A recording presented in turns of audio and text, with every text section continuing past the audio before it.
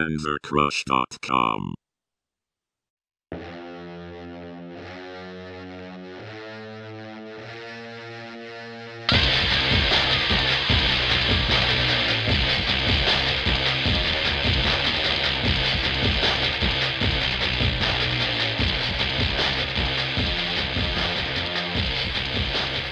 How's it going, everybody? My name is Chris Heaton.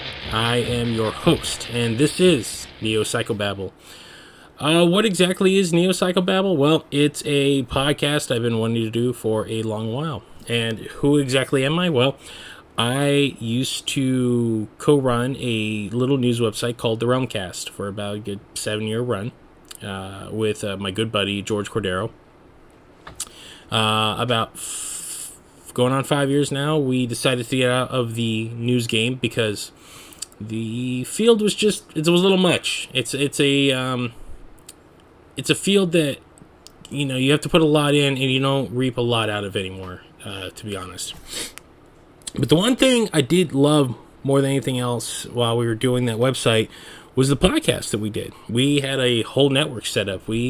George and I did 2 shows on our own. We did a show called The Realmcast Take 2, where he and I bantered about the pop culture news of the week.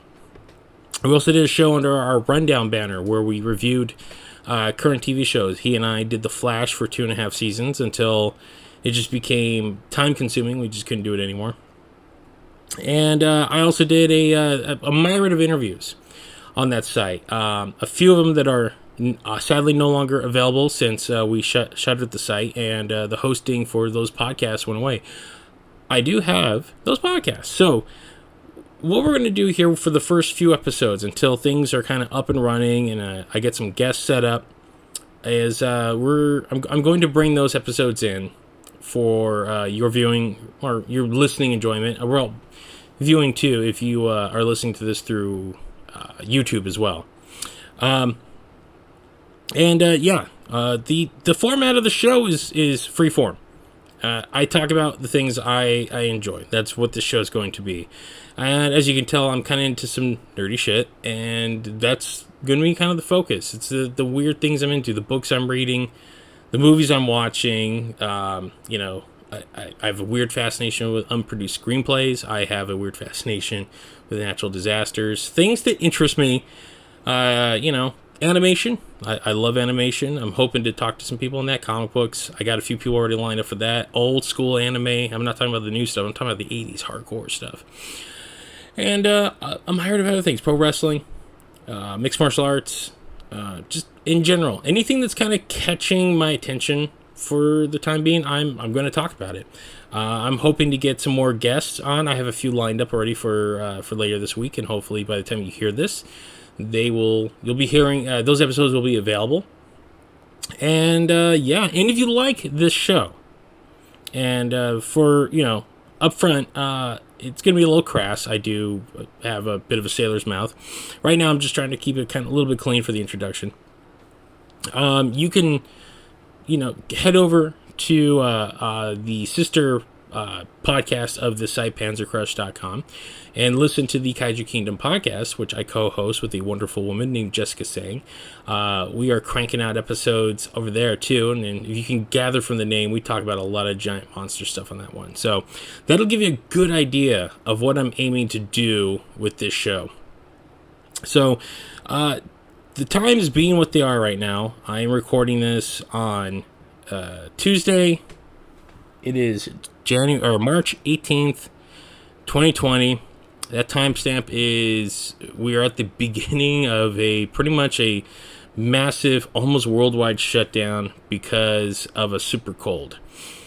And while everyone is pretty much trying to figure out what to do with themselves, I have chosen to be productive. I've been telling myself for years, I've been wanting to get back and doing something like this. I've had a lot of people I talk to be like, yeah, I'd love to do that. Just finding the time. Well, guess what? We have a lot of time right now. And, and up front, a lot of those guests are going to be over the phone. So, yeah, the interviews are going to sound a little off, but, it is what it is. We're making lemonade out of the lemons that life is giving us right now. So I hope that, I can provide you with a few hours of entertainment. because as far as we know, it's going to be a long 8 weeks. Pretty much everything being on lockdown. And I'm going to try to update the show as much as I possibly can. At minimum, at least twice a week, maybe more, maybe less. And it's some video content as well. I'm gonna do my best to, give you guys, something to take your mind off everything that's going on. And then once all this blows over, I'm hoping, it'll blossom into something else, something bigger, something grander. Again, I love talking. I love talking to people. I love picking brains of those who have great stories or are just led fascinating lives in general. So what I'm going to do here is I am going to start this episode off with an interview I did back in 2015 with a man by the name of Eric Lewald. If you don't know that name, he was the creator and showrunner of a little 90s cartoon called X-Men, the animated series. Eric has worked in the animation industry for over 30 years. He worked at Hanna-Barbera. He worked at Disney. He most famously created the X-Men animated series. He did a lot of stuff. Now, this interview is going to be a bit dated because, as it is, it's from 2015, but it's no longer available online due to the servers that we rented or we paid for on the old site being gone. So those episodes went away. I'm putting it back up here. I'm putting, it's a long form interview. It runs about 3 hours. So I'm going to give you guys the episode in 2 parts. So I think, I'm still figuring out the episode length of these things. I don't want to go too long, I don't want to go too short. So I'm thinking maybe at most, I might never max out 2 hours. It all depends on how the interview goes. But Eric at the time was very gracious to give me a good 4 or 5 hours of his time to just tell his story and let me, pick his brain about, the X-Men cartoon. If you love that show, you'll love this interview. And if you've never heard it before, it is truly something. You'll hear like a much more spunkier, wide-eyed Chris asking a bunch of really kind of dorkish questions. But you know what? The man has a great story to tell. And I really think you guys will enjoy it. So before I let you go, be sure to check us out. Our Twitter page is at Panzercrush. At Panzercrush, I'm sorry. And then we have a Facebook. It's also facebook.com/Panzercrush. That's where the bulk of this will be up. I'm hoping by the time this is out, you'll hear us on pretty much any major podcast feed that's out there. And yeah, that is it. So thank you guys. I'm just going to leave it here. And hopefully you join me as this podcast gets rolling. So I want to, on that note, as I kind of babble on, as you can tell, I'm going to pass it off to past Chris, talking with the great Eric Lewald. This gentleman sitting across from me right now has worked on a lot of cool stuff that I grew up on. But one show in particular that I think to a lot of you listeners out there is really going to tickle your fancy. So before we go into anything deeper, sir, could you introduce yourself? Sure. Hi, I'm Eric Lewald. Hi, Chris. Hi. And this man has worked in animation and television for about how long now? About 30 years. 30 years. So you got a lot of stories. But again, to the people who are probably listeners who read our site, what was the big show you worked on that these people might love? The one where everything went right, that we'll always remember with the most fondness is X-Men back in '92. Started in February '92, so when we got hired. The first X-Men show, the Fox X-Men show, which now they refer to as the animated series. We just called it X-Men at the time. So we're going to delve into that, but this gentleman has worked on so much more. So we're just going to kind of go back and forth. So hang on it's going to be an awesome ride. So sir, please tell me how did you get started in all this? In animation at the beginning, I moved out here from Tennessee, loving movies and loving cartoons too, but loving movies. And got my degree in that and didn't know anybody and was just looking for work and writing stacks of spec scripts and, easing my way in to find a way into the business.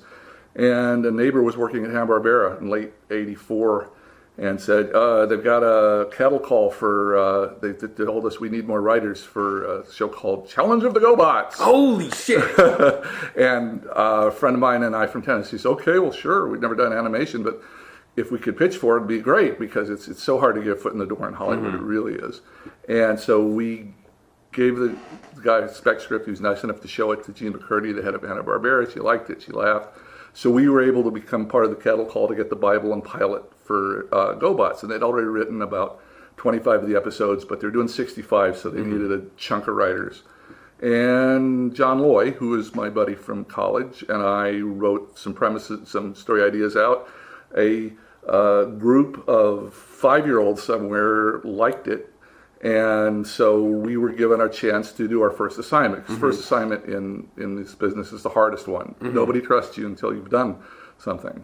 We were lucky we got it done, and they loved it. And John and I ended up doing the most scripts on the show. I think I did 8 and he did 6 or something like that. But GoBots, Jeff Siegel and Kelly Ward hired us, trusted us, and got our career started. And it was great fun. And I thought, my God, they're paying us this kind of money to write these stories, and it's exciting. And yeah, it was great. So you're working on GoBots. Yeah. At the time, it's the robot craze of the 80s. So you have GoBots and then you had Transformers. Was Transformers on the air at the time you guys were working on this? There was a competition. I mean, Transformers was the A show. GoBots was the B show. I didn't know. I didn't care. I just thought, geez, $3,000 or whatever they're paying us for a couple weeks' work. I will do this forever. And we were given. Jeff is a really great executive, and he let us have all sorts of leeway as far as more adult topics. My friend Mark Edens came in involved, another guy from Tennessee, and who ended up being a major writer in almost all the shows I've worked on. And he was a history major. He'd do stuff for GoBots like that were retellings of Roman political infighting and stuff. And Jeff would let us do it, and it was great. It was just like a playground, and we were getting paid for it. Well, that was the thing about Hanna-Barbera in the 80s. They really were making a push for a little more, not, I want to say mature, but just a little heavier than the normal cartoon fare, especially out of the 70s.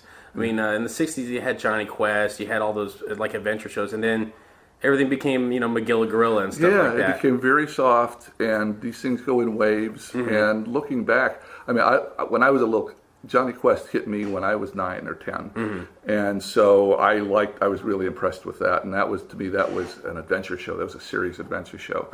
And I hadn't seen anything like that for a long time. I thought all the stuff was soft and it was Scooby time and even Smurfs time, and I just was thrilled to be working, and also by dumb luck got onto this action adventure show that was part of what was called Hanna-Barbera 3. I don't know if you heard about this, but there was a big Hanna-Barbera complex where it had 100 people. There's Ruby Spears, which is their sister company, and right across the street there's this tiny little office with 6 people in it. It was called Hanna-Barbera 3, where we were doing this kind of off-brand GoBot show, and had really no supervision. Really? We never saw, Joe and Bill and all the other people. We just had fun. It was like being in a little fraternity. That's the main key. Whenever I hear like stories of like shows that really took off, they're just they just let us be. They just let us do what we wanted to.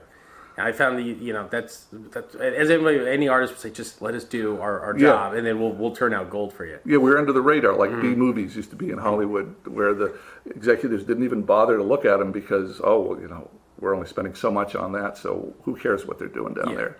Yeah, because at that time, I think Thundercats was in production there too. Yeah, and like Tiger Sharks and all that stuff out there. Yeah. So it's just a golden age right there. Yeah. So from GoBots, where do you go?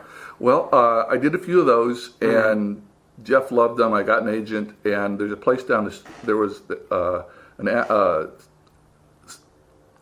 Japanese animation house, great animation house called TMS.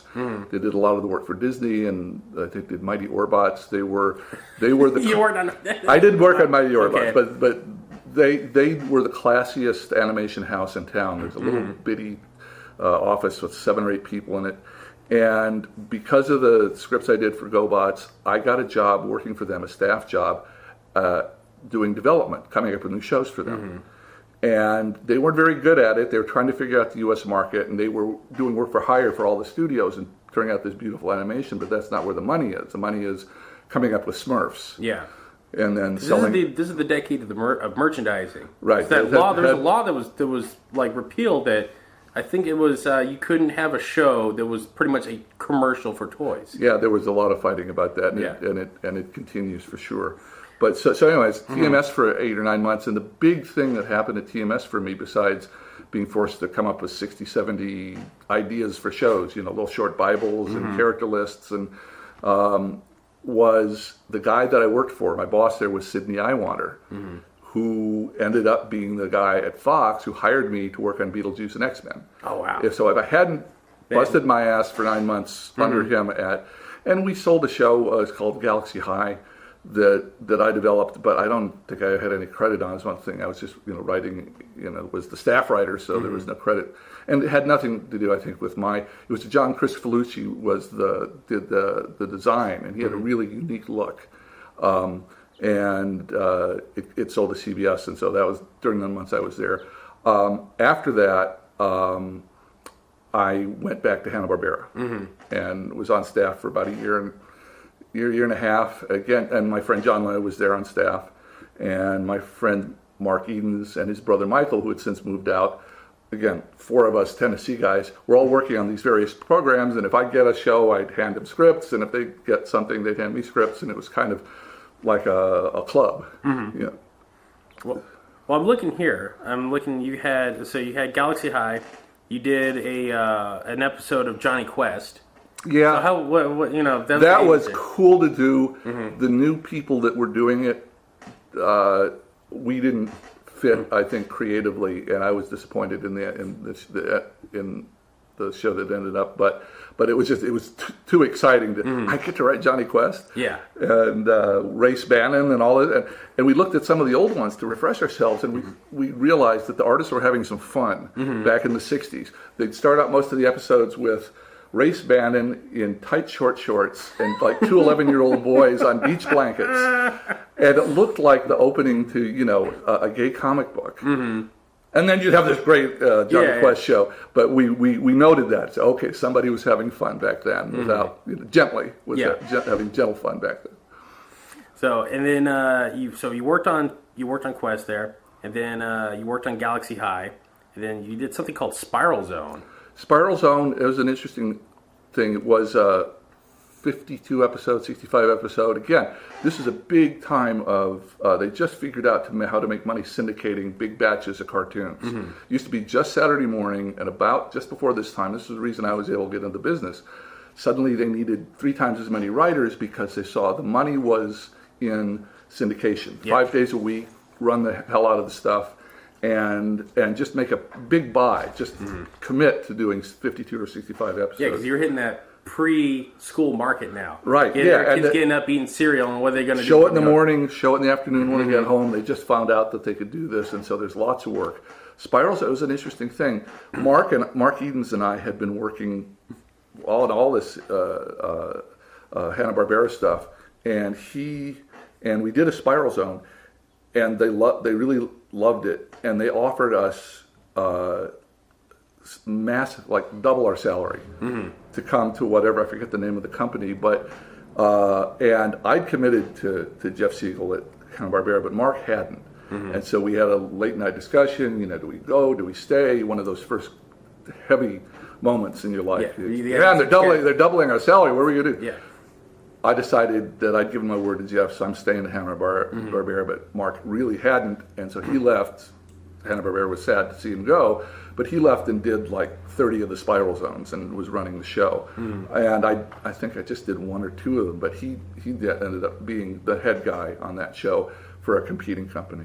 Now, I got it right here afterwards. If people are listening, I'm kind of going through his IMDb as a nice reference because it's a mile long of stuff. So I wanted to kind of touch on everything. You did an episode of Bionic 6. That was at the TMS. But that was TMS back when they did that show, and they really, again, they kind of struggled with that. A couple people I ended up knowing that Kuntz and Weimers ended up doing a lot of those episodes, but it was kind of a bit of a story show. Before I was leaving just as it was starting, so I did an episode before I left, and by the time I'd handed in my last draft of the script, I was back over at Hanna-Barbera. So I did one. When they pitched that show, what was the pitch for that? I'm not sure. It was a bit of a mess. As I say, they had a first-time story editor on it, and so they, I think, turned in 13 scripts, and they thought they were going, and then they stopped, and they redid them. It's been so long, and I just wrote one. Well, because when I was a kid, it was the thing that really, as a child of my generation, the stuff that really grabs you on the show. Yeah. First thing is the opening credits. Sure. Had one of the greatest theme songs, one of the greatest opening credits. My esteemed editor, George, loves that show, hand over fist. He's just like, I love Bionic 6. And it has TMS animation, so it was beautiful. It's beautiful. And that sticks out because there's some shows that you can tell all the money's in the opening, and then they take the cuts in the episodes. Right. But when you watch the show, the opening was great, but the rest of the anime, it held up pretty well. The Thundercats had the same thing going on. It's like, beautiful opening. Okay, it's not as sleek as the opening, but it's still really good. Yeah. But it was, when I got a little bit older and I got a little more into pop culture, it's like, this is the $6 Million Man in Bionic Woman where they had a family. Yeah, it was the family adventure. And that was, I think, pretty much the pitch, is that all these special people were a family, and so they'd have family bickering and family relationships amidst stopping bad guys. I'm almost shocked they didn't get sued because there's a lot they borrowed from $6 Million. Oh yeah. No question. So you're back at Hanna-Barbera at this point. Yeah, and that's when we did the Ultraman thing. Oh, okay. I'm gonna put that to. That'll be on a separate. No. We'll I'm get gonna to come back to that. I'm gonna just cut that out for something else completely. But yeah. So you're back at Hanna-Barbera. So you do Ultraman. We'll come back to a minute. Right. What else are you doing over there at that time? We got a couple things. One was terrible. One was fun. We sold Popeye and Son to CBS, and John Loy and I were there sitting on staff. And this is my first real experience with the idea of a network buying a show and then not wanting to do anything near what we thought we'd sold them. Because we think, Popeye, cool, 30s, Fleischer stories, Popeye and Bluto beating the shit out of each other. This is going to be great fun. I loved early Popeyes. And then we get these notes. Well, first of all, what are these designs of his son that look like him? We can't have his son look like him. He's ugly. Make him look like Archie. Okay, fine. These are all not notes coming from Hanna-Barbera. Hanna-Barbera didn't care. They just wanted to get a show out. This is CBS dictating this. And, no, what do you mean you want Popeye and Bluto to fight? They can't fight. They can't hit each other. Make it a family show with Popeye and Olive and his kid, and somehow have some action that gets exciting. I don't know. And John and I just looked at each other and said, well, we're getting paid for this. We're going to do our best job, but this is so wrong and so misguided that we wish we could not put our names on it. But so they sucked the soul right out of it before it even got off. Every drop of the soul right out of it. The other thing, there was Scholarly Commanders. Yes. Which was, John and I that was my first story editing gig when I was kind of supervising the writing and getting other writers to write for me and polishing. And so that was my first experience at that. John and I shared that. And it was just a case of Kenner Toys had these cool new toys, which ended up being terrible toys, but we had fun with coming up with these weird worlds where they were in. The toys were characters that slid down strings. Yeah. Oh yes. I don't know. I had them. You had them. Yeah, okay. So I can imagine your mother walking into the living room and you got strings stretched all. 5 of us. Yeah, and we actually had a big living room, and these things only went like 8 foot. And it's like our living room was like 14, 15 foot across. Like, where the hell are we going to attach these things? And my brother and I are like 4 and 6 at the time. It's like, we can't reach past like 3 foot. So my dad is up there. It's like, where the hell do you want this? It was one of those things. It's like the commercial, awesome. When you actually open the box, it's just like, they really didn't think this through. So you end up playing with the figure, but it's not doing what it was meant to do. It's another piece in your armada or something. Yeah. And so from the writer's standpoint, it was really odd because, okay, you've got these guys who are supposed to be adult action adventure heroes fighting to the last drop of blood. you got to come up with something to make it believable that wherever they go, they have to slide on cables. Now, let me kind of preface this. Okay, so you're essentially now working on the very thing that a lot of 80s cartoons are based on. You were selling a toy. We were selling. It was absolutely that. Where other toys, we had that thing with GoBots where when we're going along in it, we get calls from whoever the toy company was that made the cars. At the time, I think it was, I want to say Matchbox. It might have been that, but now, ironically, the American company they had, because they were Japanese toys, they were ported over. Sure. And now Hasbro bought the company, so now the Hasbro owns GoBots. So it all comes back around. Yeah, we get calls and saying, okay, we're introducing 11 new cars. We got a Porsche and a pickup truck and a this and a that. Come up with some characters for them and put them in your next stories.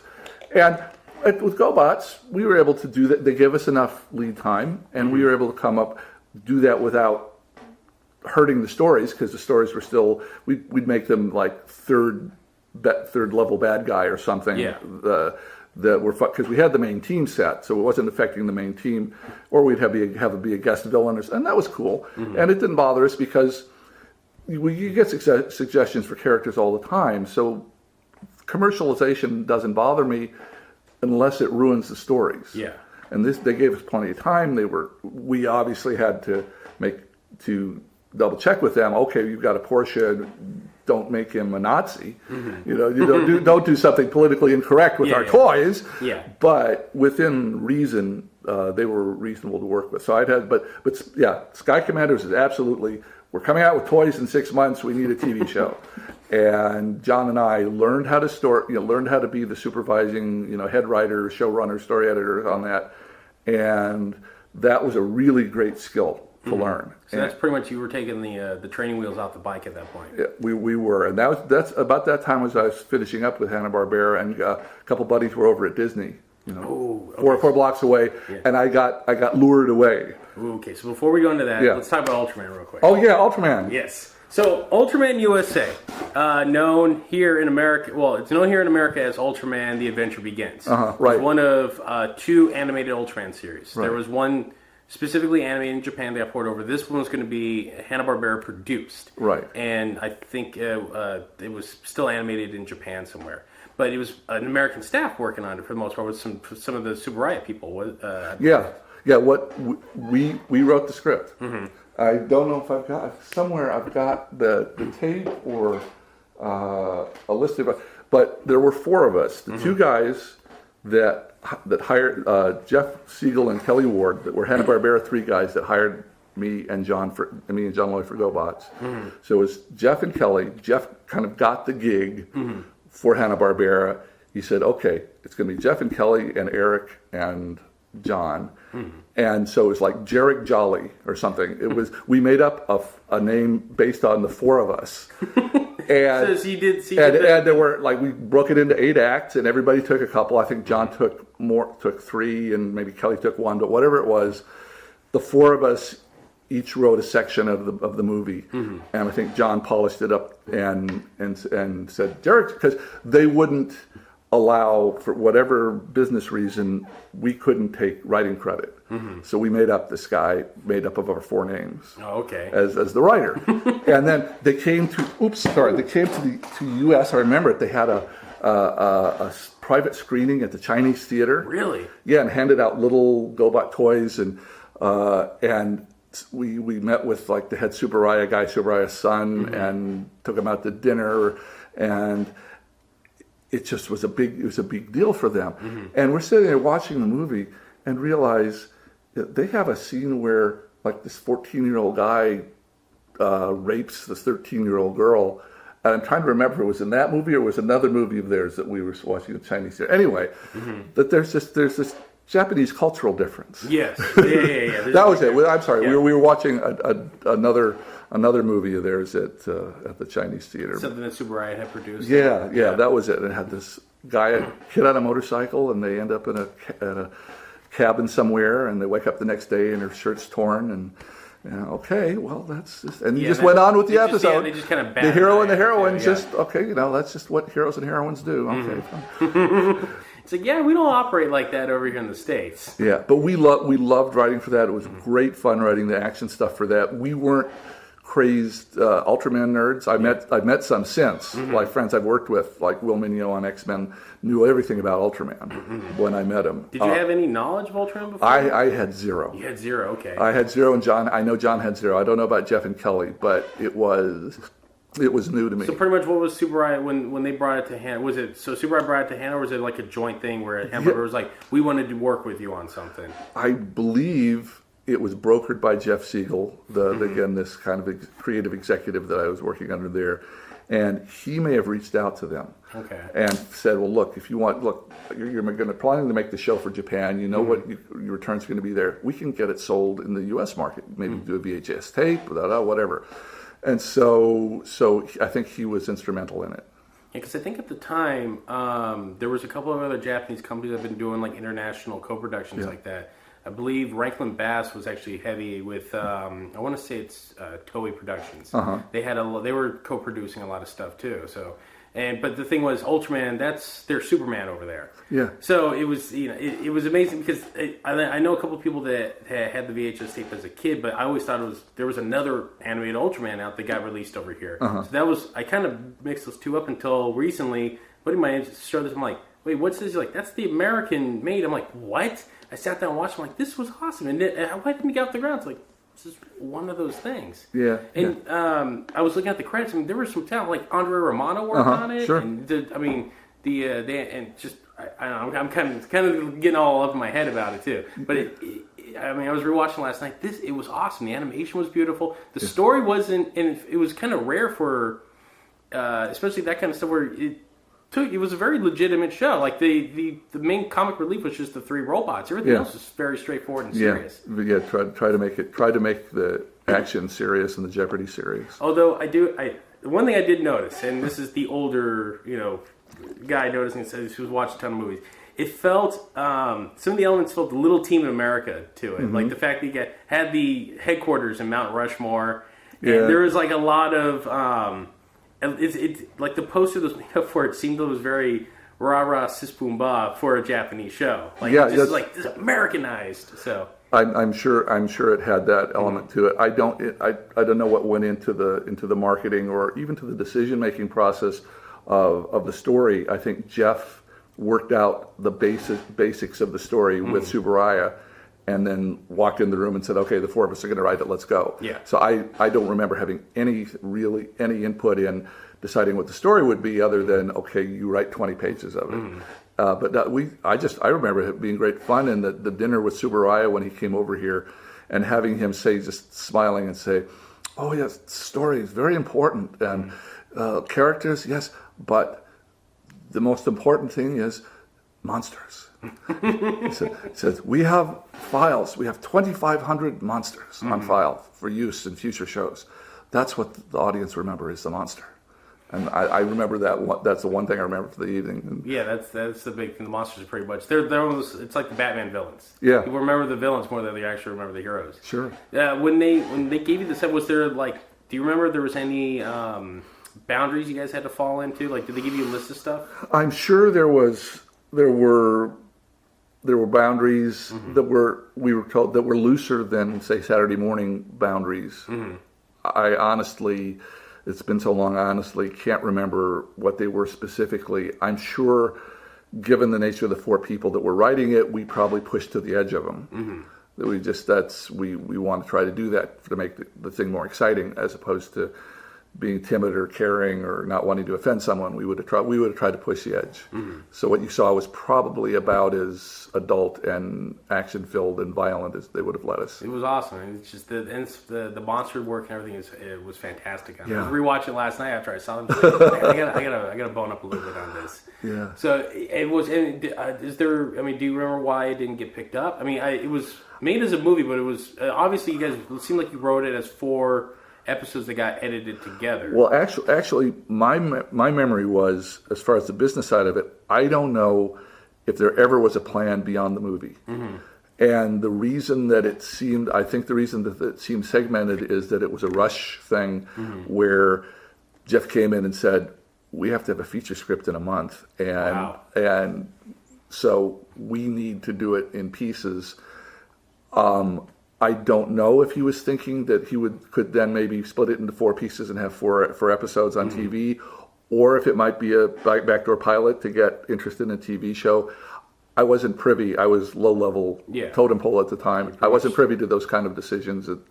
But Jeff would know. Jeff, in fact, at some point, I'm sure Jeff's. I could probably get you contact information for Jeff. He would know that stuff. Would love that. Yes, I'd love to delve deeper into that. Okay. All right. Well, let's move on. You said you worked at Disney. Yeah, for 3.5 years. I said, what did you do at Disney? Interestingly, not a lot. And this is an odd thing, but it had to do with Disney at the time. It was this huge place, had 30 writers, 50 artists, TV animation. We loved it. There were a lot of talented people there. Excuse me. A lot of talented people there. A lot of lifelong friends I've kept, and some of the best writers I've ever worked with. But they didn't. They had terrible management. It was this big place, and they had just geared up to do Disney Afternoon, which was they hadn't been on TV before. Yeah. And this is their response to, people are making a lot of money with this 5-day-a-week syndication thing. Let's go to the Disney vaults and come up with 6 or 7 65-episode series to crank out to join the party. And so it had been going on for about maybe a year and a half by the time I got there, and they had like gummy bears and something called Wuzzles, which was a short thing. And so they were just kind of building up to this. And when I came in, Chip and Dale's Rescue Rangers had been there for a little while, which I loved, which was my wife's first job. She ended up writing 13 of them. Really? So I have great love I owe so many things to Disney. But one of the interesting things was it was so poorly managed that I probably wrote fewer. I was there for 3 years. I took a half year off in between. That's another story. But I was there for 3 years of work, and I know I created less material in 3 years at Disney than I did in 1 year at Hanna-Barbera. And it wasn't because it was better. It wasn't because I put more effort into it. It was because the management was dysfunctional. They could never decide on what they wanted to do. The head guy, Gary Kreisel, he's a political guy. He knew how to suck up to the people above him. Writers and artists would work on things for 6 months and never get a decision. And the gag was that what would be the final development? What would be the final look of a show? What would be the final character list? Well, whatever was on Gary's desk the day he got the memo from above that he'd run out of money. And then he'd decide. And it was just really frustrating. I remember handing in 8 outlines on an episode over 2 months. On one episode? On one episode, and saying, well, maybe we'll try something else. Well, maybe we'll try something else. No creative decision making. It was terrible. It was frustrating. You'd burn out. You say, well, how many different ways can I make Chip and Dale? It wasn't Chip and Dale. It was a different show that had the episodes. But how many different ways can we write this? It's like you're driving the people crazy. It just was not. Tailspin? Was it Tailspin? It could have been Tailspin. Yeah. So it was. So it was, in that way, it was a frustrating place because of the poor management, some politics.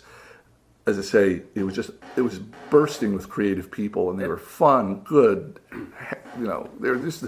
I learned so much just by osmosis.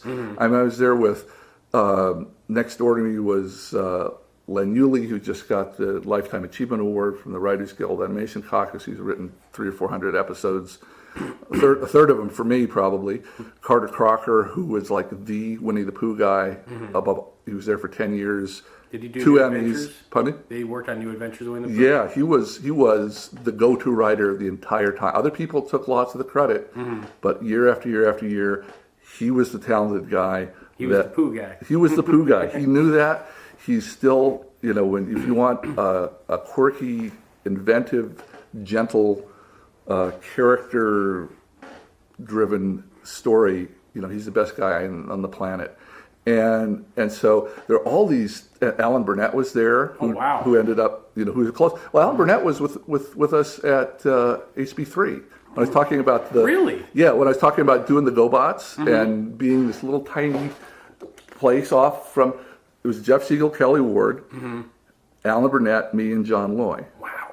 So there was this.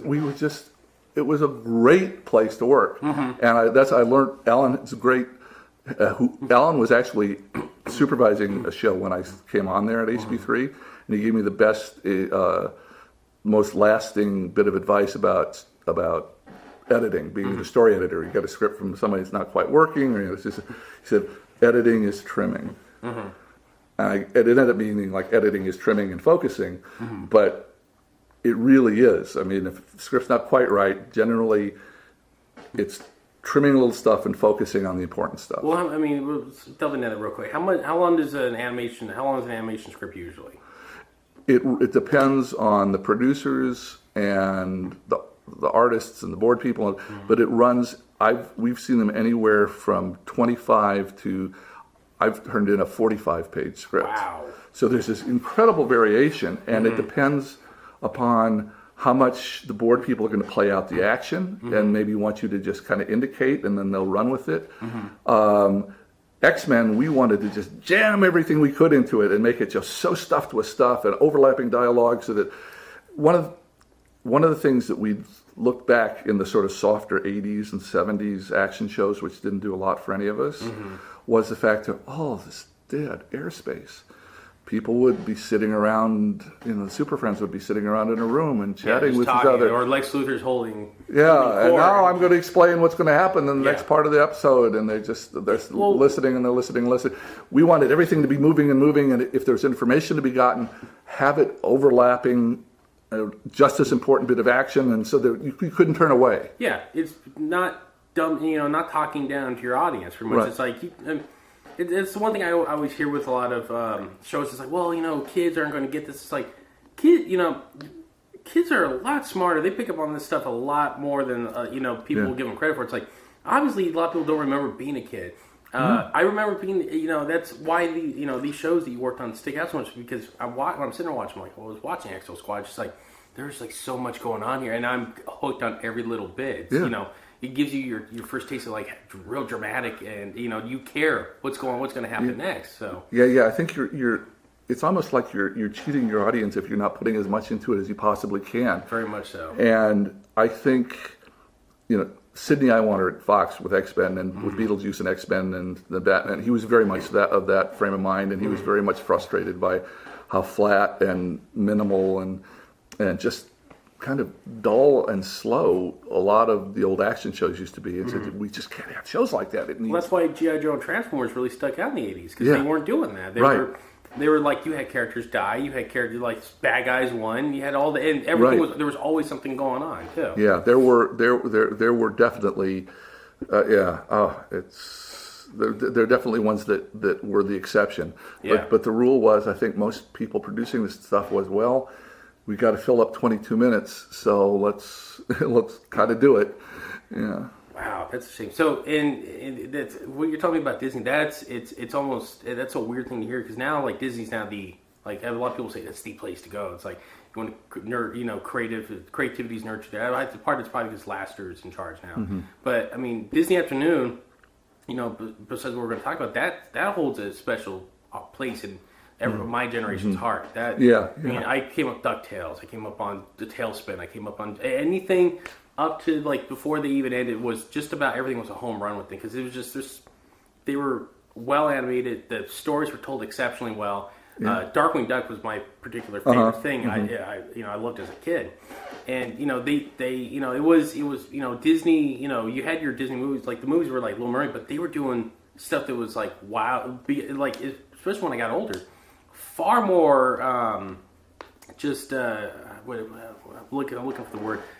Just far more creatively, taking chances. The fact that a lot of them were kind of just homages to like older stuff, like Darkwing Duck was an homage to the Shadow. Sure. Tailspin was pretty much a pulp show. It was like Indiana Jones, and then it didn't hit me until I was like 19 when I'm watching Chip and Dale. Like, this is Magnum PI, but with chipmunks. Oh yeah, Yeah. absolutely. That's a perfect fit, and it was a great place. I think the shows hold up. They're marvelously made. Just the frustration for it was just a grind to get them out. If this multi-billion-dollar company. Most of the other places I've worked have been scrappy. We've got there's the downside about not having enough money. They had too much money.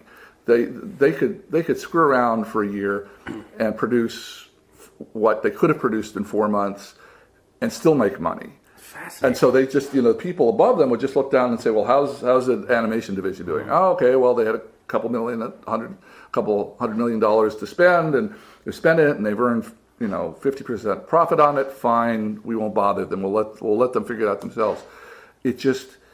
There was this, because I've been in a creative executive position, and I know it's possible to be decisive and to be quick, and how much that helps the people working under you, and how much it helps the bottom line, and all these things. The machine's got to keep running. Yeah, and it also stops confusing the talent.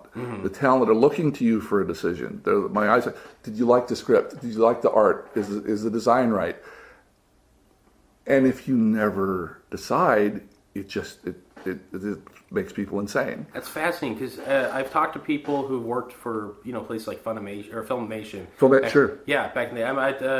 At Comic-Con, I ran into him at a party. It was the gentleman who made my gym partner is a monkey, but he was telling me a story when he got a job at Filmation. He was coming from Disney feature animation as a student and he was going to work on He-Man and She-Ra.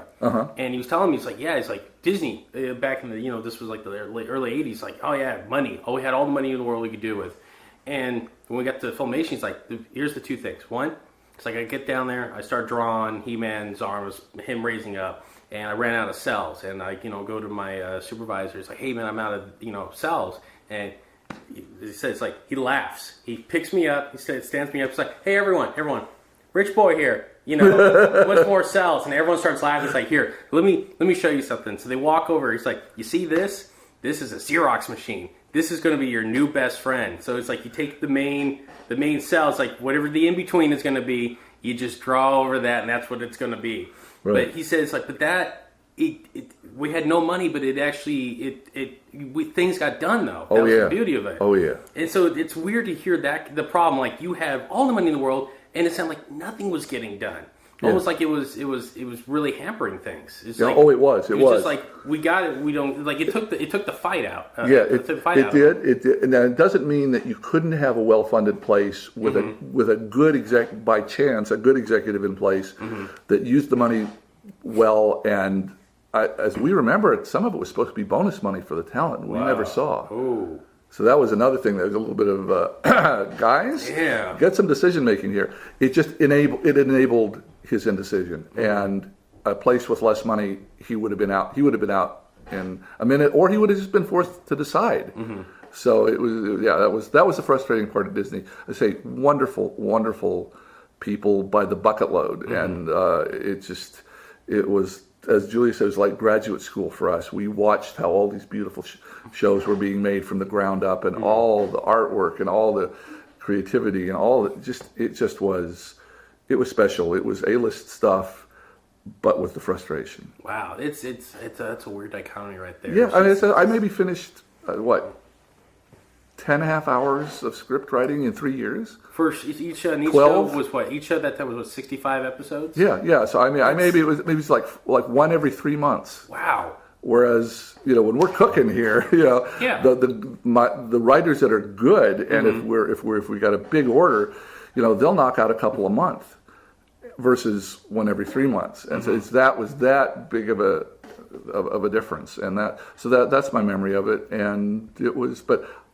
hell, I met my wife there.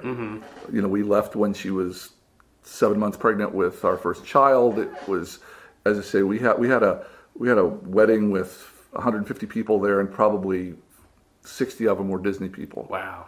So it was. As frustrating as it was, but it was a great experience. Yeah. So where do you go from Disney? They I think figured out, oh geez, we've overdone here. Maybe somebody decided that they needed to be a little more efficient. So they were cutting down from 30, 40 writers to half that. So they let us both go. I'm looking around and I get Sydney Iwanter is now, who I'd worked with at TMS, is now working at this fledgling little half network called Fox. I don't know if you remember, but it wasn't. I remember when Fox came on. I was a child, and I remember when Fox came on the air. It wasn't really proper. It was only like 3 nights a week in prime time. It was a bunch of old UHF stations, if people know what that is, kind of cobbled together. And he was there, and he was working in Beetlejuice. And so he said, "Oh, Eric, you're free at Disney. Come on, write me a script." So I wrote a script, and he was looking for somebody. The people that had done a couple, 3 years of Beetlejuice for, I think it was ABC, they had just got it. It had run on another network. The network was done with it. Yeah, ABC had it for a little while. Yeah, they were done with it, and Fox was looking around for something to fill up their Saturday morning. Says, "Oh, we like Beetlejuice. We like working with Nirvana. Let us do some more episodes, 40 more episodes."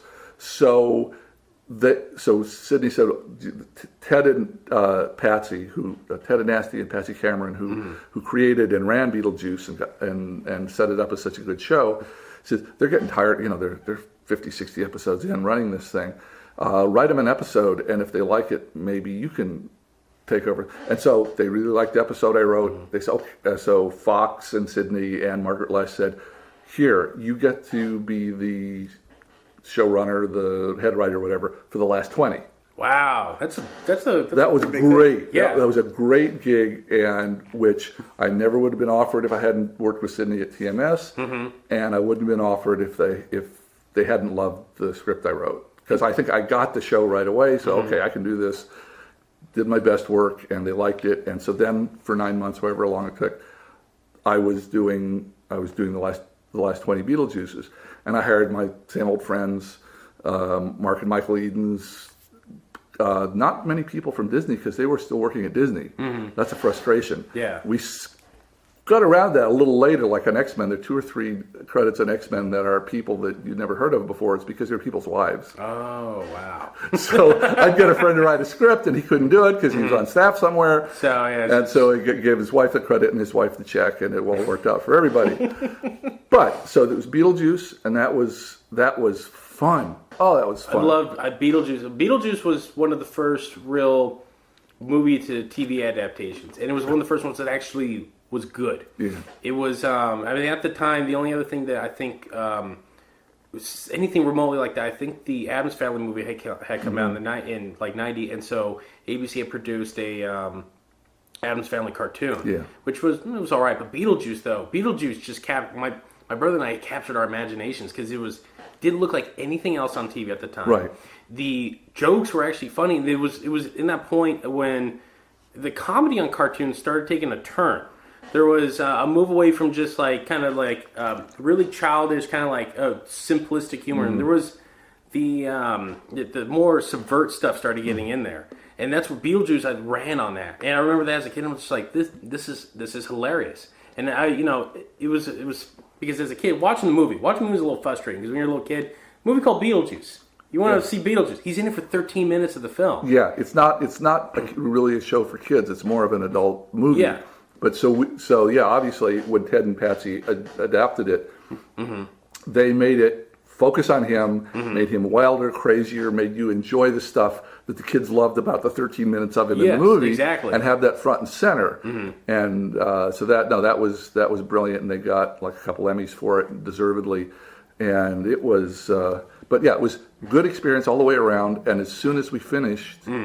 Nelvana, the company that produced it, the Canadian company that had been giving me my notes, said, "Well, why don't you come on staff with us and be our development guy, like I've been for TMS?" Wow. For Sydney. So it was great. So I got about 9 months of paid work coming up with stuff for Nelvana. I don't even know if we sold anything. But do you remember any of the pitches? Oh, gee, we were working with the NFL for some things. That there ended up being an NFL show a couple of years ago. I'm looking at that Julie and I worked on because a friend of ours ran it. But I honestly don't remember. It just was like 8 or 9 months of here's another pitch, and hoping and hoping. It was good practice for me. I don't know if they got their money's worth of me out of it, but we left on good terms. Yeah. Well, for people who don't really understand the process, what when you're coming up with a pitch, when they're like, okay, we want to pretty much, they're saying, give us a show, right? And you have to sit, you and whoever was working with you, pretty much have to come up with everything, right? And then pitch it to them with an idea of where it's going, right? Yeah. So I mean, how difficult is that? I mean, that's just, you're literally creating from scratch. Yeah, it's for me, it's hard to. I have no clue what's going to be popular. I have no clue what is going to catch the imagination of 14 million 6 to 11-year-olds next year. And so in that way, it's difficult because, why pick one thing over another? Once I've been given a parameter, like with Mummies Alive, which we'll talk about later, they knew they wanted to do a Mummies show. And I looked at what the various development they'd come up with, and Mark and Michael and I and my wife Julia, we kind of looked at it all and said, well, we kind of boiled it down to, we've got 4 mummies from history and a modern kid. Originally, it had been 4 mummies in history and an ancient kid, and that we didn't seem to figure out how that we could work that nearly as well. Better to have this contrast for the humor and but so we basically started with a paragraph on that and built the rest of it, the show up around it. So you come up with the biggest thing is, what's at stake for the lead character or characters, like for the X-Men or for this kid in the Mummy show, and who are the antagonists in his way, and what are they after? And so you've got the basic teams set up for what's going to push what you hope is 100 episodes of the story, and then you start fine-tuning their characters. And part of what makes their characters interesting is what sort of people would be the most fun. First of all, you make them very different. One of my best quotes somebody said, you need to, the 2 shows that I want to reference here today are Winnie the Pooh and Sex and the City. And the point being, if you write a line of dialogue for Tigger, Owl is never going to say that. Eeyore is never going to say that. Pooh is never going to say that. Tigger is never going to say that. I mean, Sex and the City, are you this person, this Samantha, this... They need to have their own voice. Every character needs to have a really distinct voice, and the more you can do that, the more distinct you can make them, the better. Versus, I mean, there's some shows that you got a group of 6 guys and they all talk the same way. Yeah. And I would find that really difficult to write for those shows because I don't know who to give the line to. And I don't know who to give the reaction to, because they're all reacting the same way to each problem.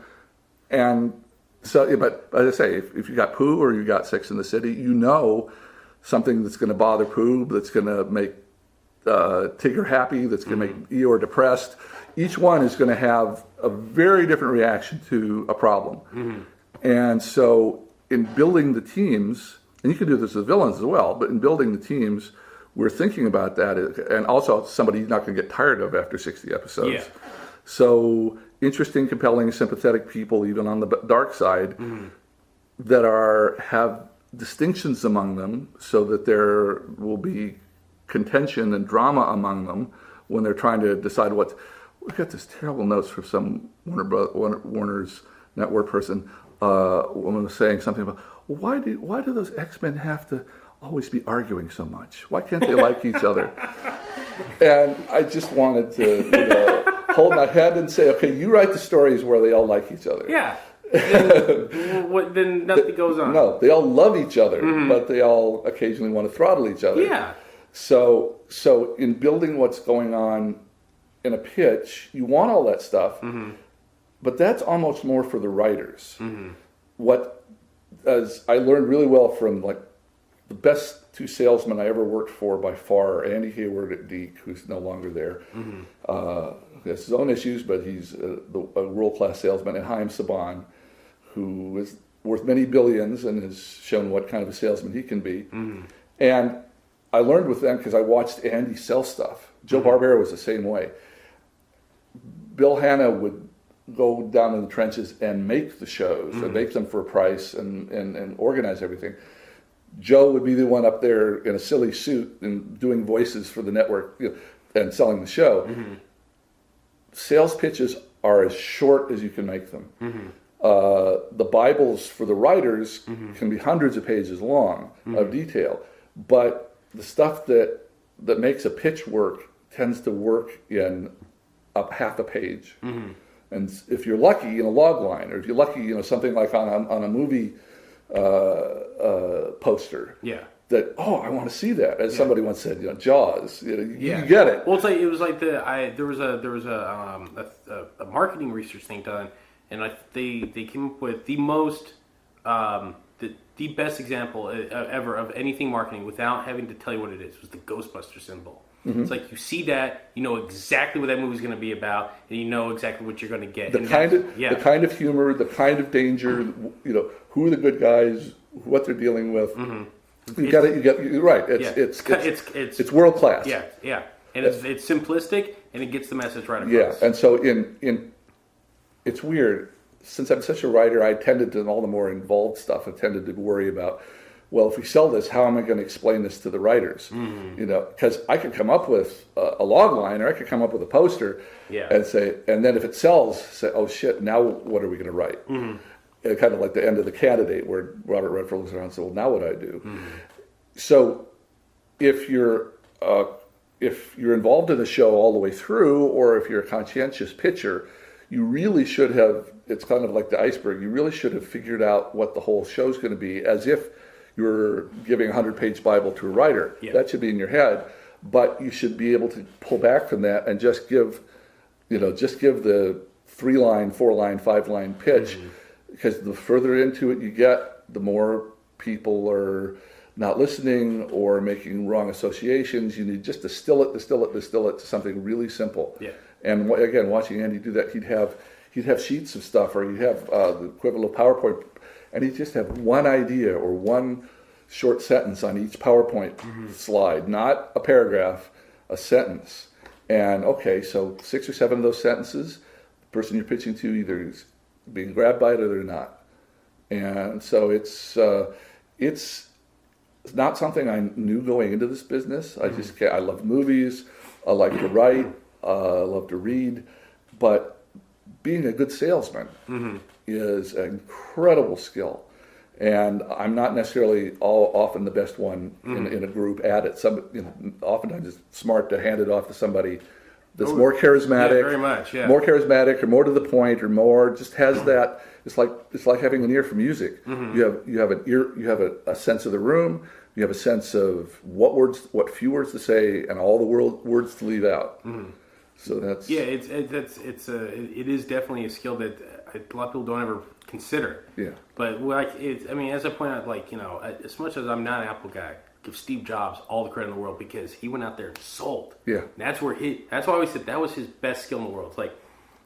Because he came up with the ideas, but he wasn't the guy. He wasn't the Tony Stark there building them. Here's what I want, go do it. But he knew how to sell it to people, and that's where it's that's the one thing I always gave him. It's just you go out there and you see he has the presentation down. You win people over. And that's how it works. And then it's just you could. He could pitch. The old saying is he could sell snow to an Eskimo. And they would just be like, yes, I want more. And that's it's a skill. And obviously, I've heard stories about Saban. And because I believe he worked with X-Men when we get into it, right? Saban was there. Absolutely. Absolutely. He was. He put the package together to get the show going. He got the various people together, and that was long story. But speaking of pitching, did not turn out to be a good show. One of our best efforts. But there was a show on UPN called BAD, Bureau of Alien Detectors. Yes, and I watched it. Yes, the story of that meeting. Chaim Saban's sitting there. Julie and I are sitting there. I think Julia's there, and a couple of lesser UPN executives sitting there, and we're waiting. And Chaim Saban has hired me to develop this thing. He's got a foot in the door with Lucy Selhaney, who was a much feared, really tough, hard-nosed, very successful excellent executive, and she's who we were pitching to. And I just heard stories about her. Man, she will rip you in half if you aren't ready, if you don't get your thing right. And so we're sitting there, and we're 20 minutes in, we're 30 minutes in, and she hasn't shown up. And Chaim keeps calling her. He's got her cell phone. He keeps calling. She's in a meeting, probably a much more important meeting than this pitch, maybe with her boss or with something that's worth millions upon millions of dollars. And we're waiting to pitch the show, which she's not at all sure she wants to put on anyway, that Chaim wants to produce and make some money off of. So I'm sitting there with her. Finally, she comes in 35 minutes into the meeting, and she's like steam, like cartoon steam coming out of her ears. And okay, Chaim, what's so fucking important? Yeah. And Chaim just kind of smiles to her and says, "Well, Luce, we have a little show for you, Eric."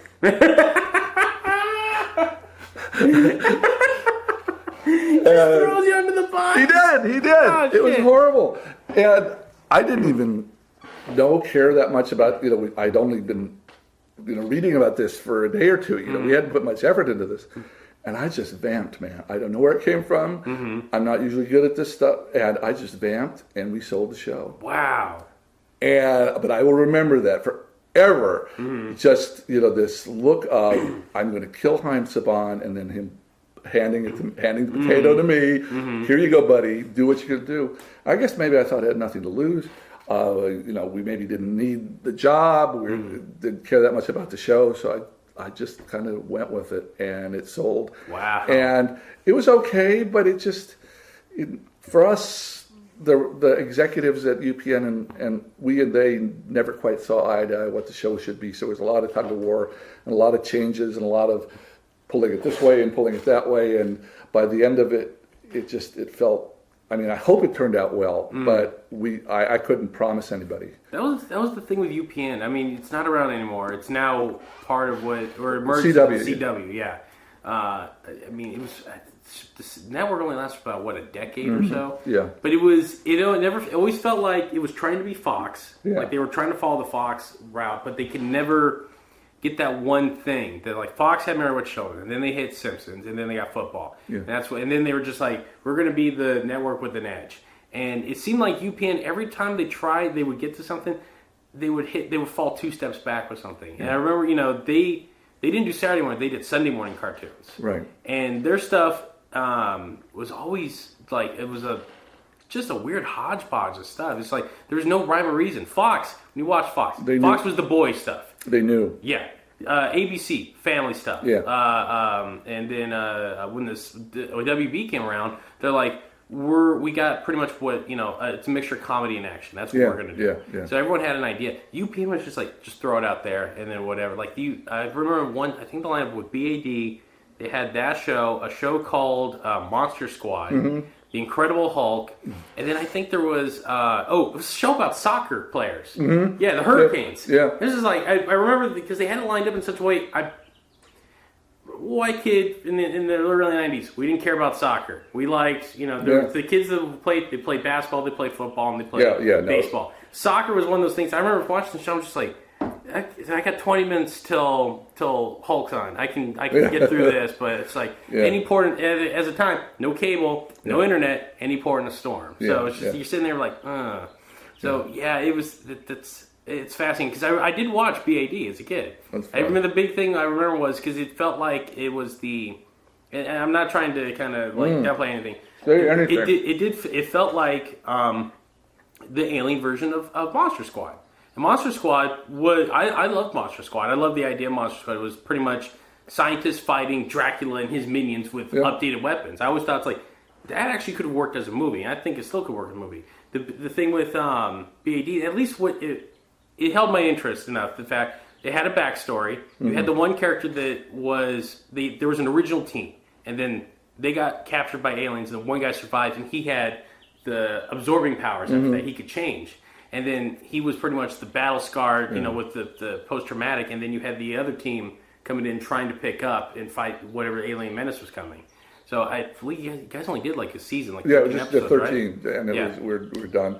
And that's and that's okay. It was a reminder that it's such a collaborative deal that you get 2 or 3 wrong elements, and doesn't matter how hard you try, you know, it's not going to gel, and it could be okay, and you do your best work you can, but it just, you know, you hope for better times. Well, have you ever done a show that you like, it wasn't working at the time, say like BAD, but it's like, you like the concept of it, it's like, if I could ever get another crack at it, like knowing what I know now, what I didn't know then, do you think you could have ever done it better? Like if you took the concept today, do you think you could have like tweaked it, made it to something you wanted? You know what? Actually, not so much, because I think, I mean, yeah, there's stuff that we didn't do well. I think that would wear me out if I thought back about the stuff that I could have done better. I think part of it is, if you're creatively protective enough for yourself, you figure, let's say, take BID as an example. In thinking back on it, I probably think back, well, we did the best we could given our creative partners. And so it doesn't really occur to me to think, oh, gee, if I had better partners, we could do something different. I probably would that if we had better partners, we could have done what we hoped to do with it, you know, then, but weren't able to. So yeah, no, I don't really tend to look back with regret like that. I'm sure I could find a lot to regret. Yeah. But well, I wouldn't say regret. Yeah. But it's just like I wouldn't say regret, but it's just like I know we could have done that better. And I'm not saying it in a regret way, but I'm just like, I know that there's something here still. That maybe if we took, like, you know, it's like take like a car, it's like the you know, kind of like the paint job's not done right, and it's bothering me. We could strip it off and maybe give it another gloss, and that'll change things up. Yeah. And it would help if I were independently wealthy and could actually act on that. Like, hey man, let's redo that series. You know, it costs us $5 million, but we could do it. We could do it 3 times as well, and people buy it. Yeah. So yeah, it would. So that would make that kind of thinking more practical. Well, let's see. So we jump forward. Let's jump back. Okay. So you're coming off Beetlejuice. Beetlejuice, and then did 9 months of development for Nirvana, and again, good practice for me.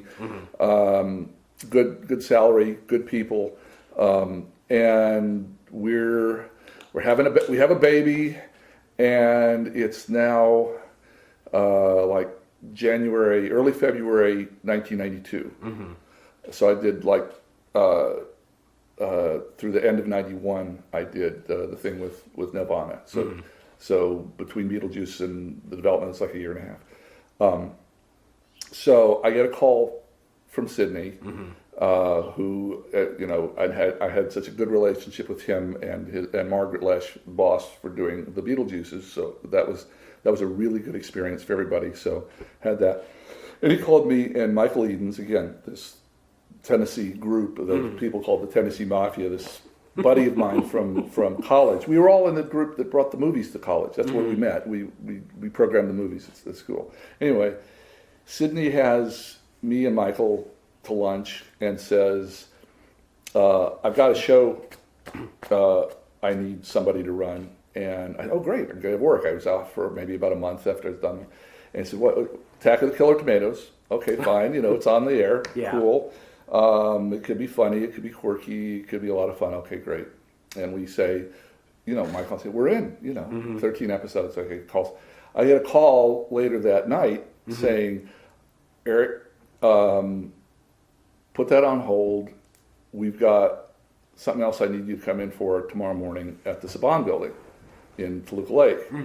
So I get there, and there's 25 people, and it's all the people from Fox, Margaret and Sydney, and there's Stan Lee, and there's Haim Saban, and there's all these produce, and the Grazianos, and all these people I've never met, and big round table, and so we're all sitting around, and it had been announced, we're going to do X-Men. So I think Sydney had pulled this thing. I heard he pulled it on some other people. He called around and made sure, said, are you available for Killer Tomatoes or some other small thing? And once we said, yeah, our schedule's free, he then went to Margaret and said, I've got the right 6 people. He was using dummy shows. He was using dummy shows to get. God, that's brilliant. It is brilliant. It's brilliant. So we're there, and everybody's excited and jazzed, and there are 4 or 5 people from Marvel that have flown in from New York, and said, man, we're going to do X-Men, And I'm hearing everybody saying, yeah, and it needs to be these people and these people. He said, well, look, we got 29 years of the books. Where do we start? We got 3 books going right now. Blah, blah, blah, blah. And so everybody's throwing out their 2 cents worth. And I'm not saying anything because I barely know who they are. Wow. In the 60s, when I was a kid, I read Spider-Man and Fantastic Four, and I read a half a dozen books, and X-Men wasn't one of them. Hey, well, I knew there was a guy in a wheelchair and a guy that blasted stuff out of his eyes, but I was not the one to ask at this meeting. Yeah, that was the irony that X-Men, arguably the book of the 90s. And Yeah. it's one of the, now, still today, the most popular characters. Almost was canceled at one point. It was one of the, nobody read it when it was initial run. I just look back at the early books. Yeah, I can look at Jack Kirby's art anywhere. But the early 60s books were not what we thought of as X-Men. Yeah. They were just it was amazing teenagers. Yeah. And it was everybody talking the same, everybody looking the same in their blue uniforms. It was just like villain of the week. A bad guy would do something. They practiced in the danger room for a few panels, and then the villain would do something nasty, and they'd fight, and it would be over. And they'd fight, and it would be over, and fight, and it would be over. Yeah. And I'm reading these 10. I just looked over them and I said, if that had been what X-Men had stayed, no wonder after 6 years the title tanked. They stopped it. Yeah, they literally for I think 25 issues were just reprinting old. They books. did. They did from 70 to 75. Yeah. For 5 years, they just said, okay, we're going to let this third level title go, and maybe someone will figure something out. Then, thank God, Len Wein and Chris Claremont came up with this revision. And I looked back recently at the first 2 books from when they started it again in 75. To the giant size. Yeah. Len wrote the first one, and he wrote the story for the second one, and Chris took over. I don't know if you know the story, but Len was going to be in charge of the book for, a year. Yeah. And he was a couple stories in and had written the first one, and he got a call from Marvel saying, we want you to be editor-in-chief. Oh, damn. Yeah, so but pulling me away. he set up the tone and the characters and the focus and everything Len did of the new X-Men take. And I can read that one from 1975, and it's not dated at all, and it fits perfectly with what X-Men have become and what the movies are and what our show was. So I get now, I wasn't looking at that back in 92, but I get now in retrospect that we did the new X-Men. We did not do the old X-Men. No, yeah. And even Stan Lee, I think it's come out in the recent years, and it's like, he was running off, like, he was creating stuff left and right at Marvel. Yeah. It was just like, at this point, and he's not saying I was kind of half-assing it, but he even says, at this point, I had a monster belted by gamma rays, I had Rated X Fire. They're just born with their powers at this point. Pretty much it's Stan saying, I needed something at the time, here's what I came up with. He set up this amazingly great timeless setup with them having these powers come to them and becoming different and struggling and yet being idealistic about their place in the world. I mean, he set up this perfect core all this other stuff, the characters, the making the stories better, making the world bigger, making everything work so much more spectacularly than what he had in the first couple of years that he wrote it, is the good work of other people. Yeah. He planted the seed, and we will be forever grateful for that. Oh, very much so. But yeah, so Yeah, but as you say, look at those older books. It's no. So anyway, we're in the room. We're in the room and that's going to determine my future here.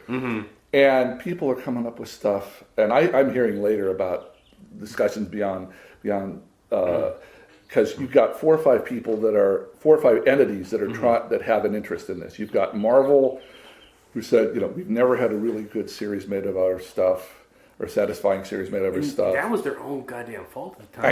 I know. The guy that was running Max Factor, you've heard. I mean, you probably did you ever deal with that? Did you deal with those people? It was. Believe me, I understand that there are all sorts of people that can be blamed for the fact that from like 1960, that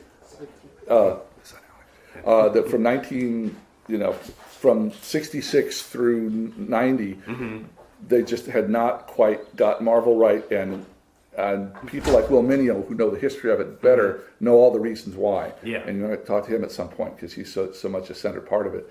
But so anyway, so you had Marvel people in there, and you had all this. So you had Marvel interested in having something that would boost their that would be true to the books and boost their book sales. And you had the Grazianos, the Graz Entertainment, who were been tasked with producing the thing. Yeah. Wanting to have it be something that they could produce without breaking their company, Yeah. Having to make sure that we understand how it's done. And you got Fox, and you got Margaret Lesh, who believes this could be the centerpiece.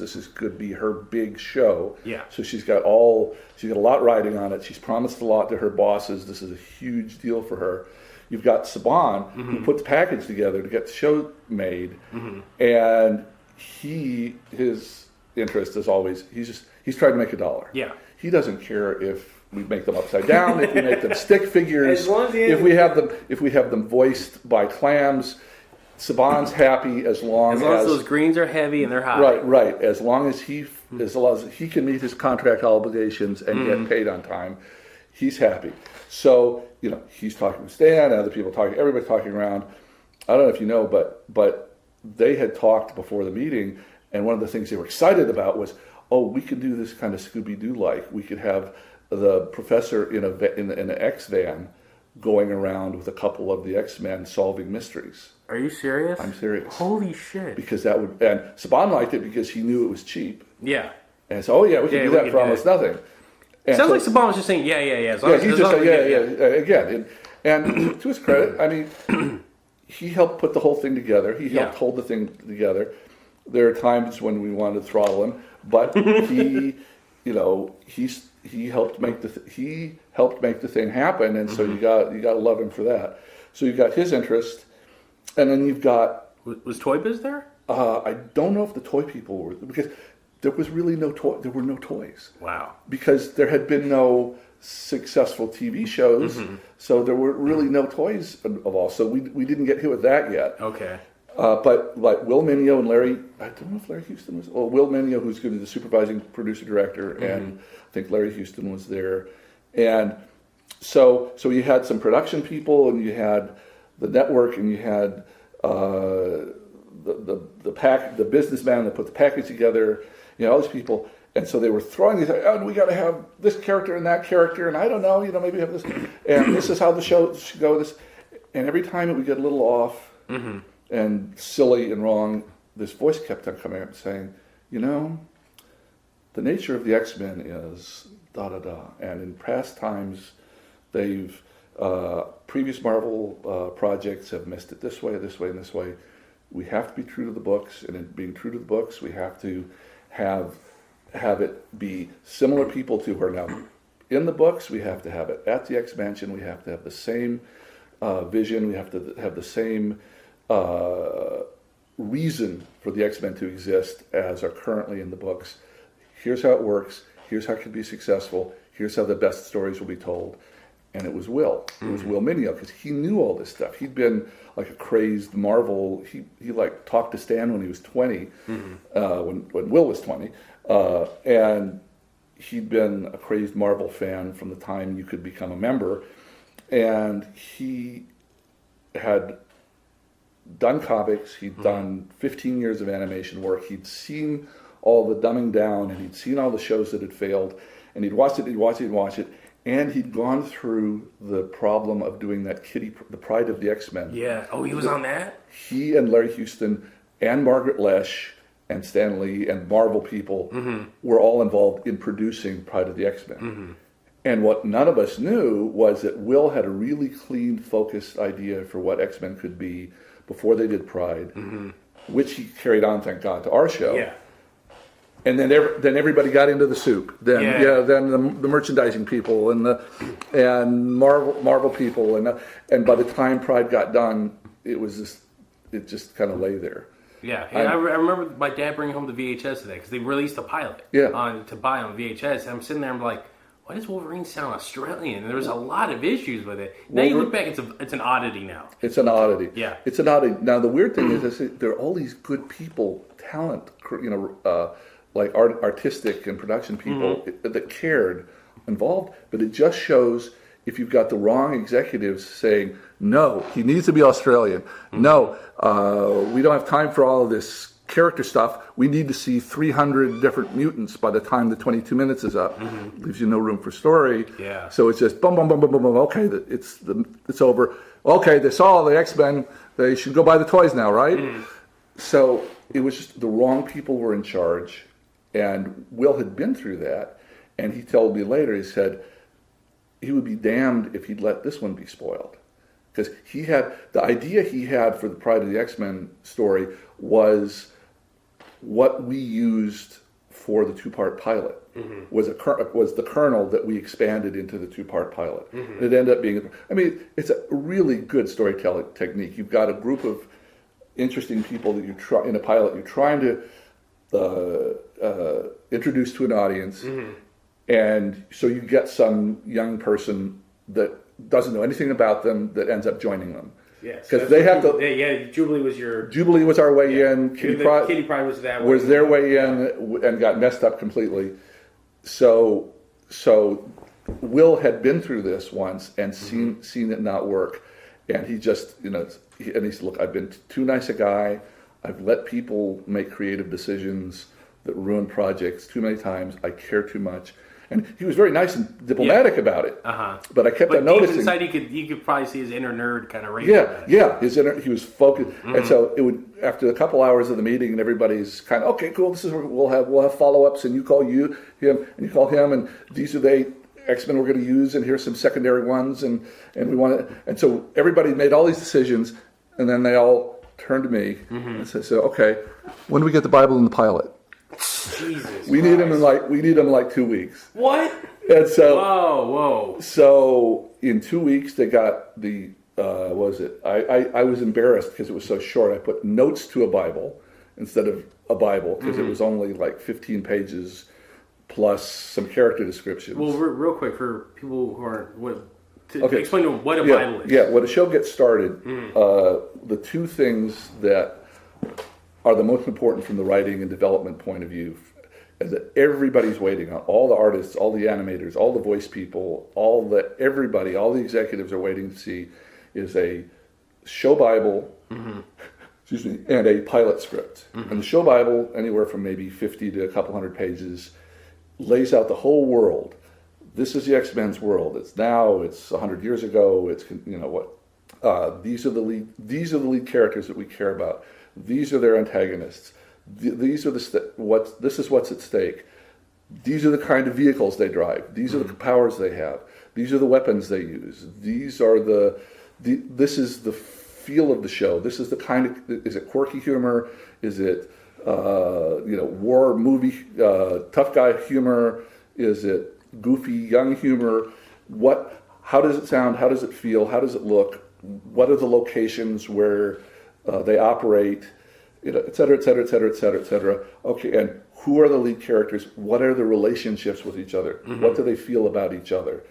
Bad Bibles are short, and they change that stuff. Good ones have that thorough, because in effect, it's a blueprint to the writer. I'm going to be handing this to a writer I may never have met before. Yeah. And who doesn't have a shorthand with me and say, this is our TV show, and then the second important thing that's harder than the Bible usually, here's the pilot script that introduces the characters and gives you a sense of how the scripts are going to look and sound and feel. So those things are so important that in the writers, we aren't Writers Guild. Animation, sadly, is not part of the Writers Guild, and that's a whole other story. There was a break in the 30s, and Disney and artists went one way, Writers Guild went another. But in any case, if this were a Writers Guild show, the person that wrote the Bible, and or the person that wrote the pilot script, either one or both of them are forced by rule to get created by. Because in the Writers Guild's eyes, if you write the Bible or the pilot, you have created that television show. Yeah. It doesn't work that way in TV. That's why I always have this developed for television by credit. It doesn't work that way in animation. So we don't get created by credit, even though we do the same work. But so anyway, they're asking for something that usually takes a good 3 months of deep thought, and we had to do it in a few weeks. Yeah, that's why when you said 2 weeks, it blew my mind. Crap. Batman, I heard, because Sydney was working with the Batman people, had been working for 10 months already, and they were almost finished with that stage. They spent 10 months getting what we were going to have 2 to 3 weeks to do. Wow. We were going to end up premiering the same time. We're supposed to premiere in September of 92. And they'd been working on it almost a year when we started. So, okay, fine. Boom, boom, boom. Okay. So I sat down and on top of that, we decided, and thank God Will pushed for this, we decided we were going to do a 13-episode arc that was connected. Now, let me ask you, I'm trying to preface it because we'll go into it, but that first season was very ballsy, especially. And so did you guys have this 65 episode order right off the bat, or was it? No. So was it 13? It was 13. In fact, you guys did that story with the 13 episodes. That was the story we were going to tell. We had no guarantee we were going to do any more than 13. In fact, Mark and Michael and I, the writers and I, and even Will Mineo, even the producers, only had a contract for that 13. And so when we were done writing, then we moved over to Universal while we were waiting for the thing to be animated and get on there. We moved over to Universal and did Exo Squad.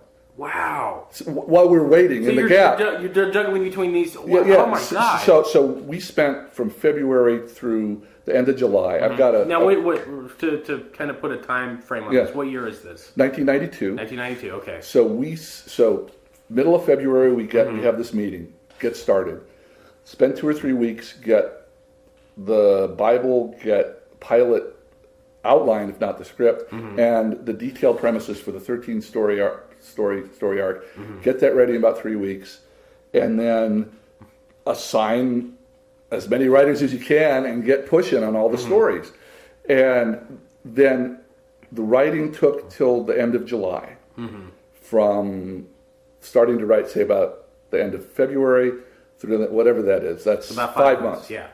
Okay, and with luck, we were going to premiere in late September. There were so many delays, and that's another story. We didn't premiere till January. Yeah. But the point being, that was our 5 months of just cramming.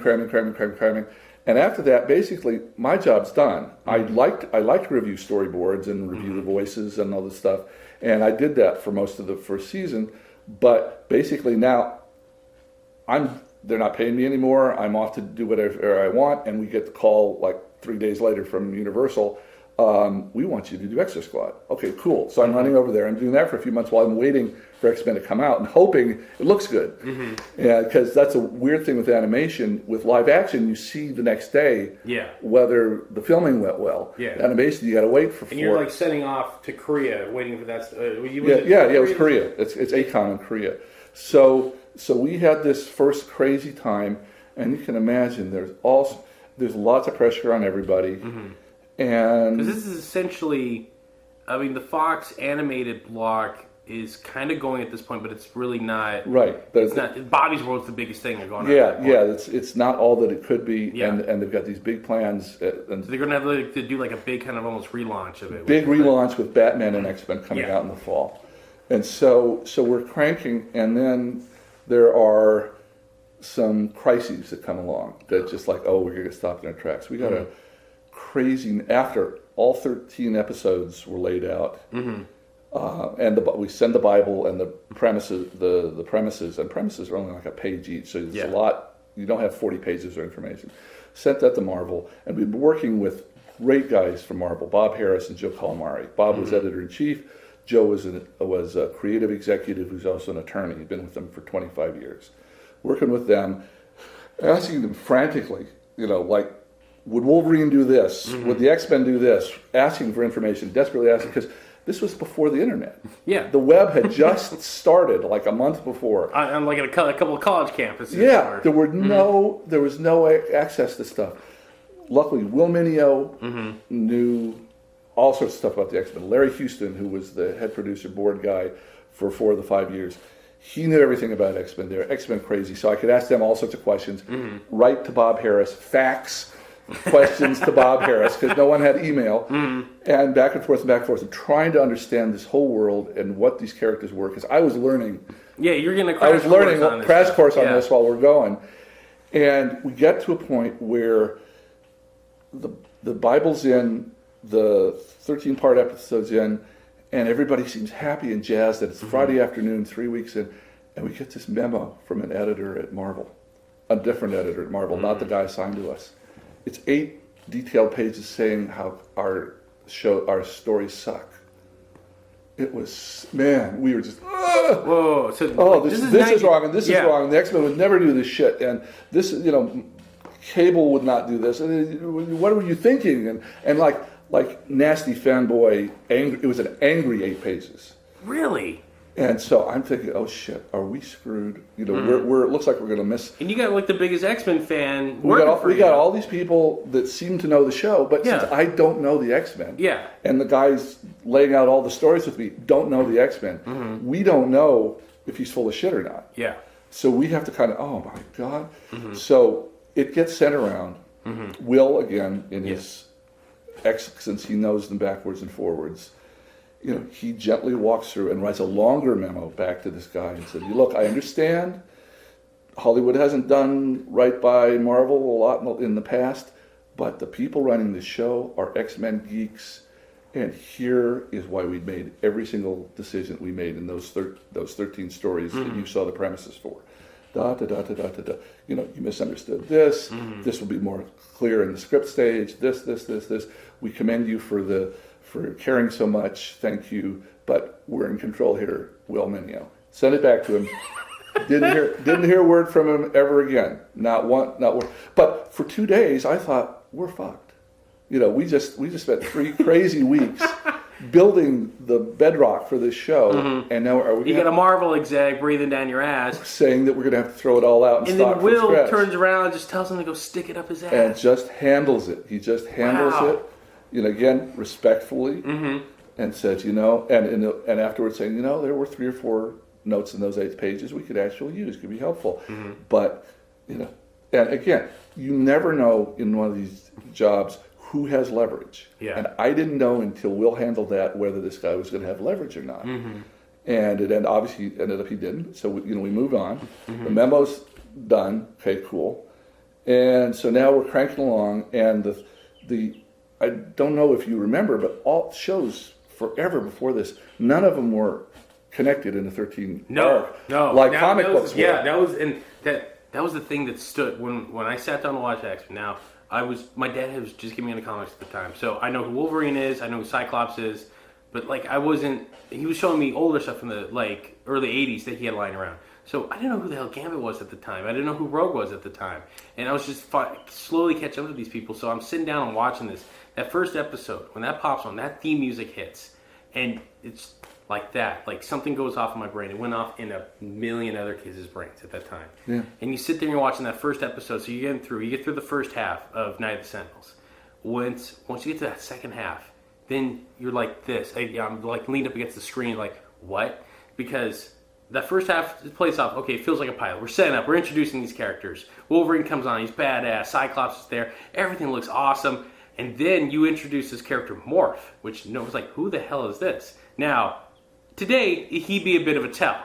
Yeah. Because he's the red shirt for Star Wars. Yeah. But you do two things. And it was over 4 minutes in one episode where I was hooked. Forever. Like, this show has me. It was when they were assaulting the compound. Yeah, the compound. The compound. This is where it took the turn. I guarantee you ask any show fan, this is where it hooked them. They're assaulting the compound. Wolverine and Gambit are making some wily remark. Cyclops is telling them to like get on point. And as they're coming in, that Sentinel comes over the tree line, and you just see the blast. And then it cuts away to Jean, and she's got Cerebro on monitoring the thing, and she freaks out. And Professor X is like, "What happened?" She's like, "I can't hear Morph anymore." And you're like, "Wait, what?" And when Xavier puts on the helmet, and he's just looking, he's like, and it's just a facial reaction. It's like he's gone. And you're like, "Wait, what happened?" Like you killed a fucking character. That never happens on a kid's cartoon. Yeah. Never happens. Like, Japan, they'll do it. Yeah. But even when it happens in Japan, because it happened in Voltron. Yeah. And they did not write the fact that Sven and Voltron dies in the first 10 episodes. They wrote he got hurt fighting Hagrid. They edited it to where it looked like he was still injured but alive. Yeah. And then thankfully they had an episode later on where his twin brother shows up. So it's like, oh, Sven's alive. He's great. Yeah. This is like, you killed a motherfucker. And not only that, but when the seal of the deals, when they come back, Cyclops is coming off the Blackbird, and Wolverine is giving him shit. And you hear Wolverine's like, you let Morph and Beast. You're like, wait, what happened to Beast? And he's like, you let him there. And Cyclops, got the character down so well. Like, Cyclops has got to be the hardened leader. He's like, believe me, it's tearing me up inside, but I can't. When Wolverine comes over and he's like, Wolverine, I don't want to hear. Wolverine punches him in the gut. And as he drops, you don't even get the close-up. You just see the hand and the claws going. It's like, next time I'm going to use these. I was like, fucking sold. I don't care what happens next. I am in this for the long run. Yeah. And that was like, oh my god, this is not like anything I'm watching on TV right now. And each week it was like, okay, it's episodic, but there was also an arc going over it. It's like, so this happened and that's carrying over to this. It's like, so if you miss a week, you're not missing you're missing stuff, but you could always go back. And at that time, it's like you had to wait for the entire run to go through. The entire week. Yes. So in like once a week, not every day, once a week. So it would be 4 or 5 months down the line before the episode I missed is finally coming back on because I missed the first Cable episode when it aired. Yeah. And I'm just like, wait, what happened? Because the beauty is you guys eventually started doing the previously on X, which became the calling card for me. It's like. Yeah. And you would do the callbacks. It's like, wait, so this is what's coming on in this episode. Yeah. And that was the beauty later on was when you guys would self-reference stuff like in season 3, back from season 1. It's like, wait, you had that waiting in the wings for us. That was where it blew everything away, and that it really set a new standard for how cartoons, at that point, animation should be done. Mm-hmm. And thankfully. You guys were literally. I point out X-Men. People point out Batman a lot because Batman is Batman. It's a lot of. It's a great show, but as I point out, it's like X-Men was there first. Technically, they were the ones doing the long run. Like Batman wasn't doing overall arcs. They were doing episodes. Right.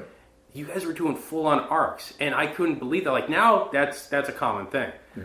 But back then, it was unheard of. Right. You got two people to really thank for that. Mm-hmm. Mark Edens and I laid out the first 2 arcs, the 13 and the 13. Mm-hmm. His brother Michael helped us on the second 13 somewhat, but it was Mark and me. Mm-hmm. But the people that made that possible, because networks would just say, not allowed. Yeah. It's too confusing, kids won't remember. It's like acting like kids are goldfish. Like they forget after 3 minutes. Yeah. All this stuff, and there's problems. When we syndicate this 5 years from now, and you tell people to play it in order, they'll screw it up at the syndicators will screw it up, and they'll get them out of order. They'll be preempted. We've had this argument a dozen times on a dozen different projects, and they always say no. Sidney Iwander, who put his heart and soul into this, fought with Fox to allow this to happen, and Will Mineo pushed and was the persuasive saying, look. This is a beloved, even though most of the people watching this don't know the book, the people that know the book are comic book crazy. Comic books are built like this. You've got to let us try this once. Let us show you this can work. And to Margaret Loesch's credit, she let him try it. So, and that had 3 fascinating bits of fallout. There were production problems, which we'll get into later, which was the major reason that the full series didn't premiere till January. There was a teaser show on Halloween. They did a prime time teaser, which was occasionally they would do. I think they did it with Power Rangers at one point too. Yeah, so that was kind of like trying to cover up the fact that there'd been so many problems that we weren't ready in September. Okay, that's going to cost Fox some money. It's going to cost hundreds of thousands of dollars in fines and things that all these people are waiting to see the show, and the show's not on. So that was it's a production problem. No one ever wants that to happen. But we were lucky. It redounded to our benefit. People were curious. The little preview shows made them triply curious. So when it finally showed in January, there were no other new shows on. Everybody'd been pushing to see it for 3 months. They finally saw it and they liked it, and they swarmed to it. And so it ended up supercharging the start. Yeah. Now, nobody at Fox would have done that on purpose, but it kind of fell in their laps that, oh, guys, you were screwed because of all these production delays. You're going to have to premiere in January.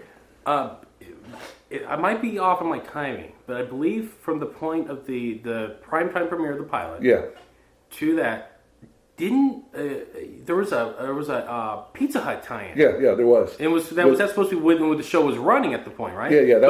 But because they built it in 6 months earlier. Yeah, so it was one of those things. Little VHS tie-in with Stan on. Yeah, it was the pilot. It was the pilot. It was the first 4 episodes. Yeah, it was 2 and 2. Yeah, and that was I think that's really what helped a lot, because when the commercials were cool, but it's like you go to Pizza Hut, order a large, and for $1.99 you could get it. And mind you, this is 1992. It was very hard to buy VHS tapes at that point. It's like there weren't a lot of commercially available VHS tapes. I remember McDonald's briefly did a thing where you can go, you buy like a Big Mac meal, and you can get. That's how we got our copy of Wayne's World. Yeah, it was like for $5 you can get them. They had a tie-in. Yeah. That was the thing with Pizza Hut. It's like had a cool black cover. I had both of them. I begged my mom. I was like, "Can we go to Pizza Hut?" She's like, "You just want that stupid X-Men thing." I'm like, "Yes, I do."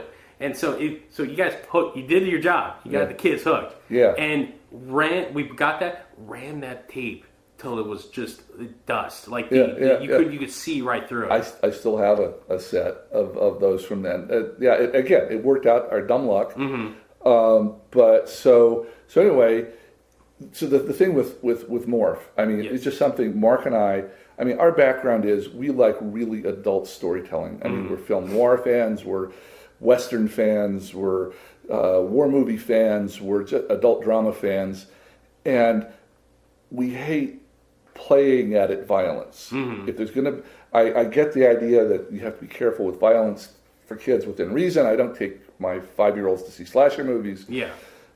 But within what we could show on television, I wanted there to be consequences. Yeah, I mean that was a thing back then. It's like, well, you can't show anybody getting hurt. It's like that's what happens in the real world. Yeah, it almost has I would honestly say that there is a negative connotation to like not showing consequences to something that happens. Like you punch somebody in the face, it's gonna hurt. Yeah. So and that's one of the things they hammered home. And when you guys introduced Morph and and the fact that you guys only had that first 13 arc blew my mind. Like you're taking a new character, Morph, then you're gonna kill him, and then you're taking a heavily established main character in Beast, and you're throwing him in jail for the rest of the season. He shows up like 3 times. It was amazing. There are 2 or 3 interesting twists on that. Well, the first thing is I need to give credit where credit is due. All TV, primetime animation kids, whatever, they have broadcast standards and practices people, and every show is assigned someone.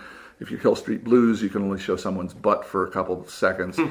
There are limits, there are rules, and the rules have been getting looser over the decades. But at the time, we weren't even supposed to use the word die, much less kill anybody. Yeah, if you watch Spider-Man, I think Spider-Man, the Fox Spider-Man, had a lot of like, you could see, you guys got away with certain lingo. But Spider-Man, they can't, like, they was like, okay, we'll let you do that, but we're going to double down on the Spider-Man people. Like, you couldn't say blood, you had to say plasma, you couldn't say destroy, you had to die, destroy. Yeah. And so the person at Fox, we were so lucky. Her name's Avery Coburn, and she was our BSNP person on this. And her rule's law. If she would say you can't kill Morph, we couldn't have killed Morph.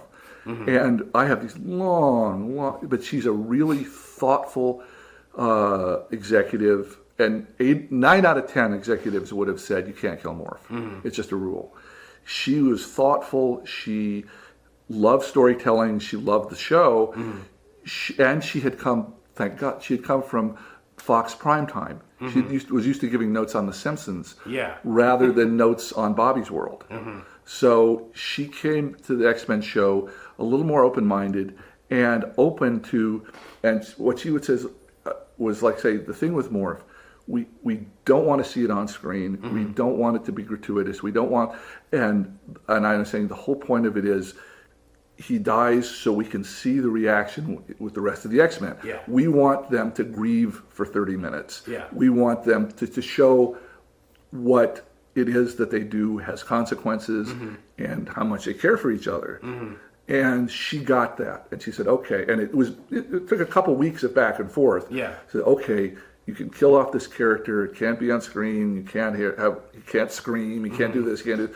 But and I think that made it more effective. It did. It was great. It made it more effective because you're getting the reaction shot. Because you just see the Sentinel come over, and then it's Jean and Xavier's in the reaction. You're like, "Whoa! It got real." And then the Wolverine, the stamp on that whole thing was the Wolverine Scott exchange. Yeah. Especially when Wolverine's like, "Next time I'm gonna pop," they're like, "Is that it? Really? That set the foundation for the friction between the two, more than just the love triangle with the three of them and Jean." Right. Because that was the thing. You guys managed to humanize Wolverine a little bit because you point out it's like Morph was like his buddy. That was like he even made points like the only guy that made me laugh on this whole damn team. Yeah. And Scott, being the field leader, like he's the lead, he can't show the fact that it's like I lost a guy, but I gotta stay steady for the rest of the team. Yeah. And so, but you can see that way, and the fact that the character who you never see his eyes either. Yeah. But you have to convey that like it's just like this like the sullenness of him, and like when Jean's trying to like kind of solemn, and you get from Wolverine where he's just like you got people trying to rip him in half the time, and people who are just mutilating him. That doesn't bother him, but Scott screwing up and losing one of his best friends, and that's what gets him. Yeah, that's what gets him. The interesting thing with Beast came back to, this is like an interesting behind the scenes TV thing. I've discovered over the years, and it certainly worked with X-Men, that TV shows evolve from their plans. Initial plans, and it's funny, I look back at memos and things. The core team did not include Jean or Beast. Really? Yes. When we started out, Beast was a secondary X-Men that we'd see occasionally, and Jean wasn't even a secondary X-Men that we'd see occasionally. Wow. Now, as Mark and I started writing the 13, we fell more and more. So that's the reason Beast was in prison, because we said, okay, here's a secondary guy. We're not going to see him in many of the first 13 episodes. Give him a wonderful reason for not being with them. Yeah. So that's why, and it also gave Beast a wonderful showcase to stand up in court and be Beast. But the point was, we were thinking that when we were, now, the more we wrote for him, the more we loved him, and the more by the time we'd done those 13, we were talking with Will and Larry and said, look, they may have told us to make him secondary. This sucker is part of the team. He is so different. Like we're talking about making distinctive characters. We love writing for him. He's such a good human being, and nobody else looks weird like he looks weird. No. He has to be part of it. So we just gradually said, okay, everybody signed off on him being secondary. Screw them. We're going to make him primary. Yeah. Okay. The other half came with Jean. It was like, we like her. We weren't in love with her as much as we were with Beast, but we like her. We realized immediately that within this dynamic of these people, we needed Jean. She was the center of so much. She could talk to Xavier in ways other people couldn't. She could talk to Scott in ways other people. She could talk to Wolverine in ways other people couldn't. She was like the center that held the rest of the team together. Oh, very much so. Yeah. And we thought, my God, we can't forget about her. We can't have her be one episode a season. She is a core part, and so those two moved up. And it's like, I don't know if you know, but various TV shows recently, there was word like, say, in Breaking Bad, Jesse, the secondary guy. Yeah. I mean, he was just supposed to be there for a few episodes of the first season. Yeah. And he grew into it. Yeah, it was like, do you watch Justified? Yeah. I'm blanking on his name, the guy from The Shield. Yeah. He was supposed to be a one-off character. He was supposed to be the pilot. Yeah. And he was going to die. Right. And then they were like, no, we could do so much. And he became one of the central characters of the show. Yeah. So that's, and to the credit of the people we're working with, nobody gave us any crap about it. They didn't say, oh, well, gee, we had planned for not to see Beast and Jean much. No, but when Beast did show up, then it became something. Yeah. Because every time it was not like, hey, what's Beast? Because there would be episodes like, what's going on with Beast? Like, no one would even make offense. You're like, he's in jail. We can't do stuff for him right now. Yeah. There was the episode where, God, I want to say it was Avalanche and the Brotherhood breaking someone out, and they're like, "Hey, you want to come with?" He's like, "No, I'm here serving my term." Like, that was it. I gotta ask. Because the comic book, he was the nerd, he was the AK, but like, you guys gave him a very regalness. And that's what came, that transferred over to the comics. That was the stuff in the comics. The comics, Beast was, even when they kind of moved him in the 70s, when he was part of the Avengers, he was kind of like, kind of like a fun guy. He was, but he was the genius. Yeah. When he was on the cartoon, it was almost like you guys took Kelsey Grammer's Frasier character and added just the mutant. I think that was me and Mark. One of the things was, if you remember in the pilot, where Beast was confronted with a problem when they're breaking in, and he just offhandedly quotes an obscure 300-year-old poem. I just loved the way that worked. We almost were forced to take that out, but I said, no. This just seems to make him somebody special, that he would look at a problem, and instead of saying, "We gotta kick their ass," he'd say, "Well, this brings to mind." He's philosophical about it too. This brings to mind Tolstoy. Whatever. Mark and Michael again were serious historians before they were animation writers, and so they had a feel for that. I had a feel for that. My dad was a professor. I loved reading, and I thought, well, Beast would love reading. He would know this stuff. Let's have some fun with it. So the wit and wisdom of Beast, his quoting of a poem at odd times, that was just my decision. That was just this would be cool. And we did it, and it made him different from everybody else. It did, and then that actually was that was a changing point for the character, especially. Because you guys were using Jim Lee's designs for the show. Yes, absolutely. And it's a point. We had decided it was the current look. Yeah. In '92. For the most part, the current team at the time. Too. Yeah. A good deal of the current team, and these were all notes from Marvel. Okay, go this way. Will Mineo told me recently. He said, there was about a week there we were going to lose that look. Really? Yeah. Suddenly the note came down from Marvel. Okay, you designed everything. You're going forward. You've done storyboards. You're starting pre-animation. You got to get rid of the Jim Lee look. It's out. Why? Because Jim Lee and the other guys were going over to form Image. And suddenly Jim was their hated competition. Oh, shit. So politics were kind of wow. So that was like, of the 10 major crises, that was a modest one, but that was a crisis because Marvel had control over this. And went back and forth. I don't know if I'll tell the tale on Will, his behind-the-scenes stuff. He was scared because he was saying, "No, we got to have this," and they say, "No, you don't. Do what you're told, and come up with something else." And so, what he, honest to God, did, he gave them some like really flat, lame 1971 Hanna-Barbera looking X-Men. Really? He gave them the worst designed team he could give them, and sent them in and said, "Okay. You want something different from what Jim Lee does? How about this? I think this would be great." And without winking or anything, just straight, just gambling, crossing his fingers. So half a dozen people saw it before the word got out about why it happened, and there were these crazed calls. "Oh, we can't do this! Oh, we can't do." So the various partners saw them and were so freaked out about how horrible they were that after that, Will didn't hear any problems about using the Jim Lee look. Wow. So he saved that. I don't know what they would have looked like, but they wouldn't have looked like the Jim Lee look that we got. Does he still have that stuff? He might. Ooh. Oh, man, I can see that. That would be. I might need you to make a call. That'd be interesting to see. Because I've never heard that. Yeah. And it was a sign of things because Marvel's pulling that same shit right now. Yeah. They're pulling it with, ironically, with Fox, with the current, at least the Marvel Studios regime.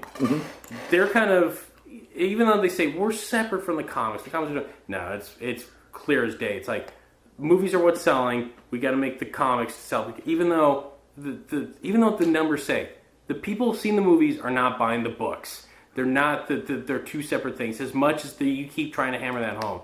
People will come and maybe buy a trade or something like that, but there's still it's like your average person that's going like, my dad will go watch X-Men with me or go watch the new Captain America movie. He has no idea what's happened the last 20 years in the books, and he's not going to go get started again.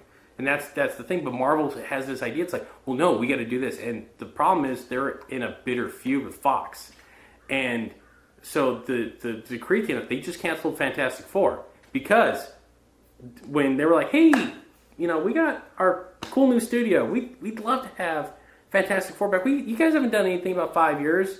And Fox has been the only studio that's been like, fuck you. We're going to keep making them.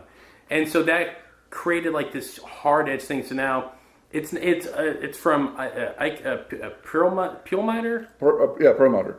Who I'll go into some of it, but he's apparently that's where he's making the decree. It's like a business thing, pretty much. It's like, fuck them. We're not going to help them on anything. Right. The problem was X-Men was Fantastic Four they get away with, but X-Men's so popular, it would hurt their sales. But it looks like right now that they're trying to have their cake and eat it too. They're doing some storyline, I think it's Secret Wars, but they're going to try to pocket off the X-Men to where they don't interact with Captain America and the Avengers and the rest of them. To where it's like, okay, we can keep selling the books, but we don't want them interacting anymore. Like right now they're really drawing like they're killing off Deadpool because he's part of the X-Men team, and he's got a movie coming out of Fox. It's like, it's not Marvel property. Shove off. Yeah, no, there's so much money, so many billions at stake. Mm-hmm. These people are making decisions that have nothing to do with the actual properties themselves. And it's mind-numbing to this. It's like, we don't care. We're gonna. We're going to buy this stuff anyway. Yeah. So do you want to, it's 1 o'clock. Do you want to give it a rest and grab a burger and come back and continue? Yeah. Let's take a break. Okay. So.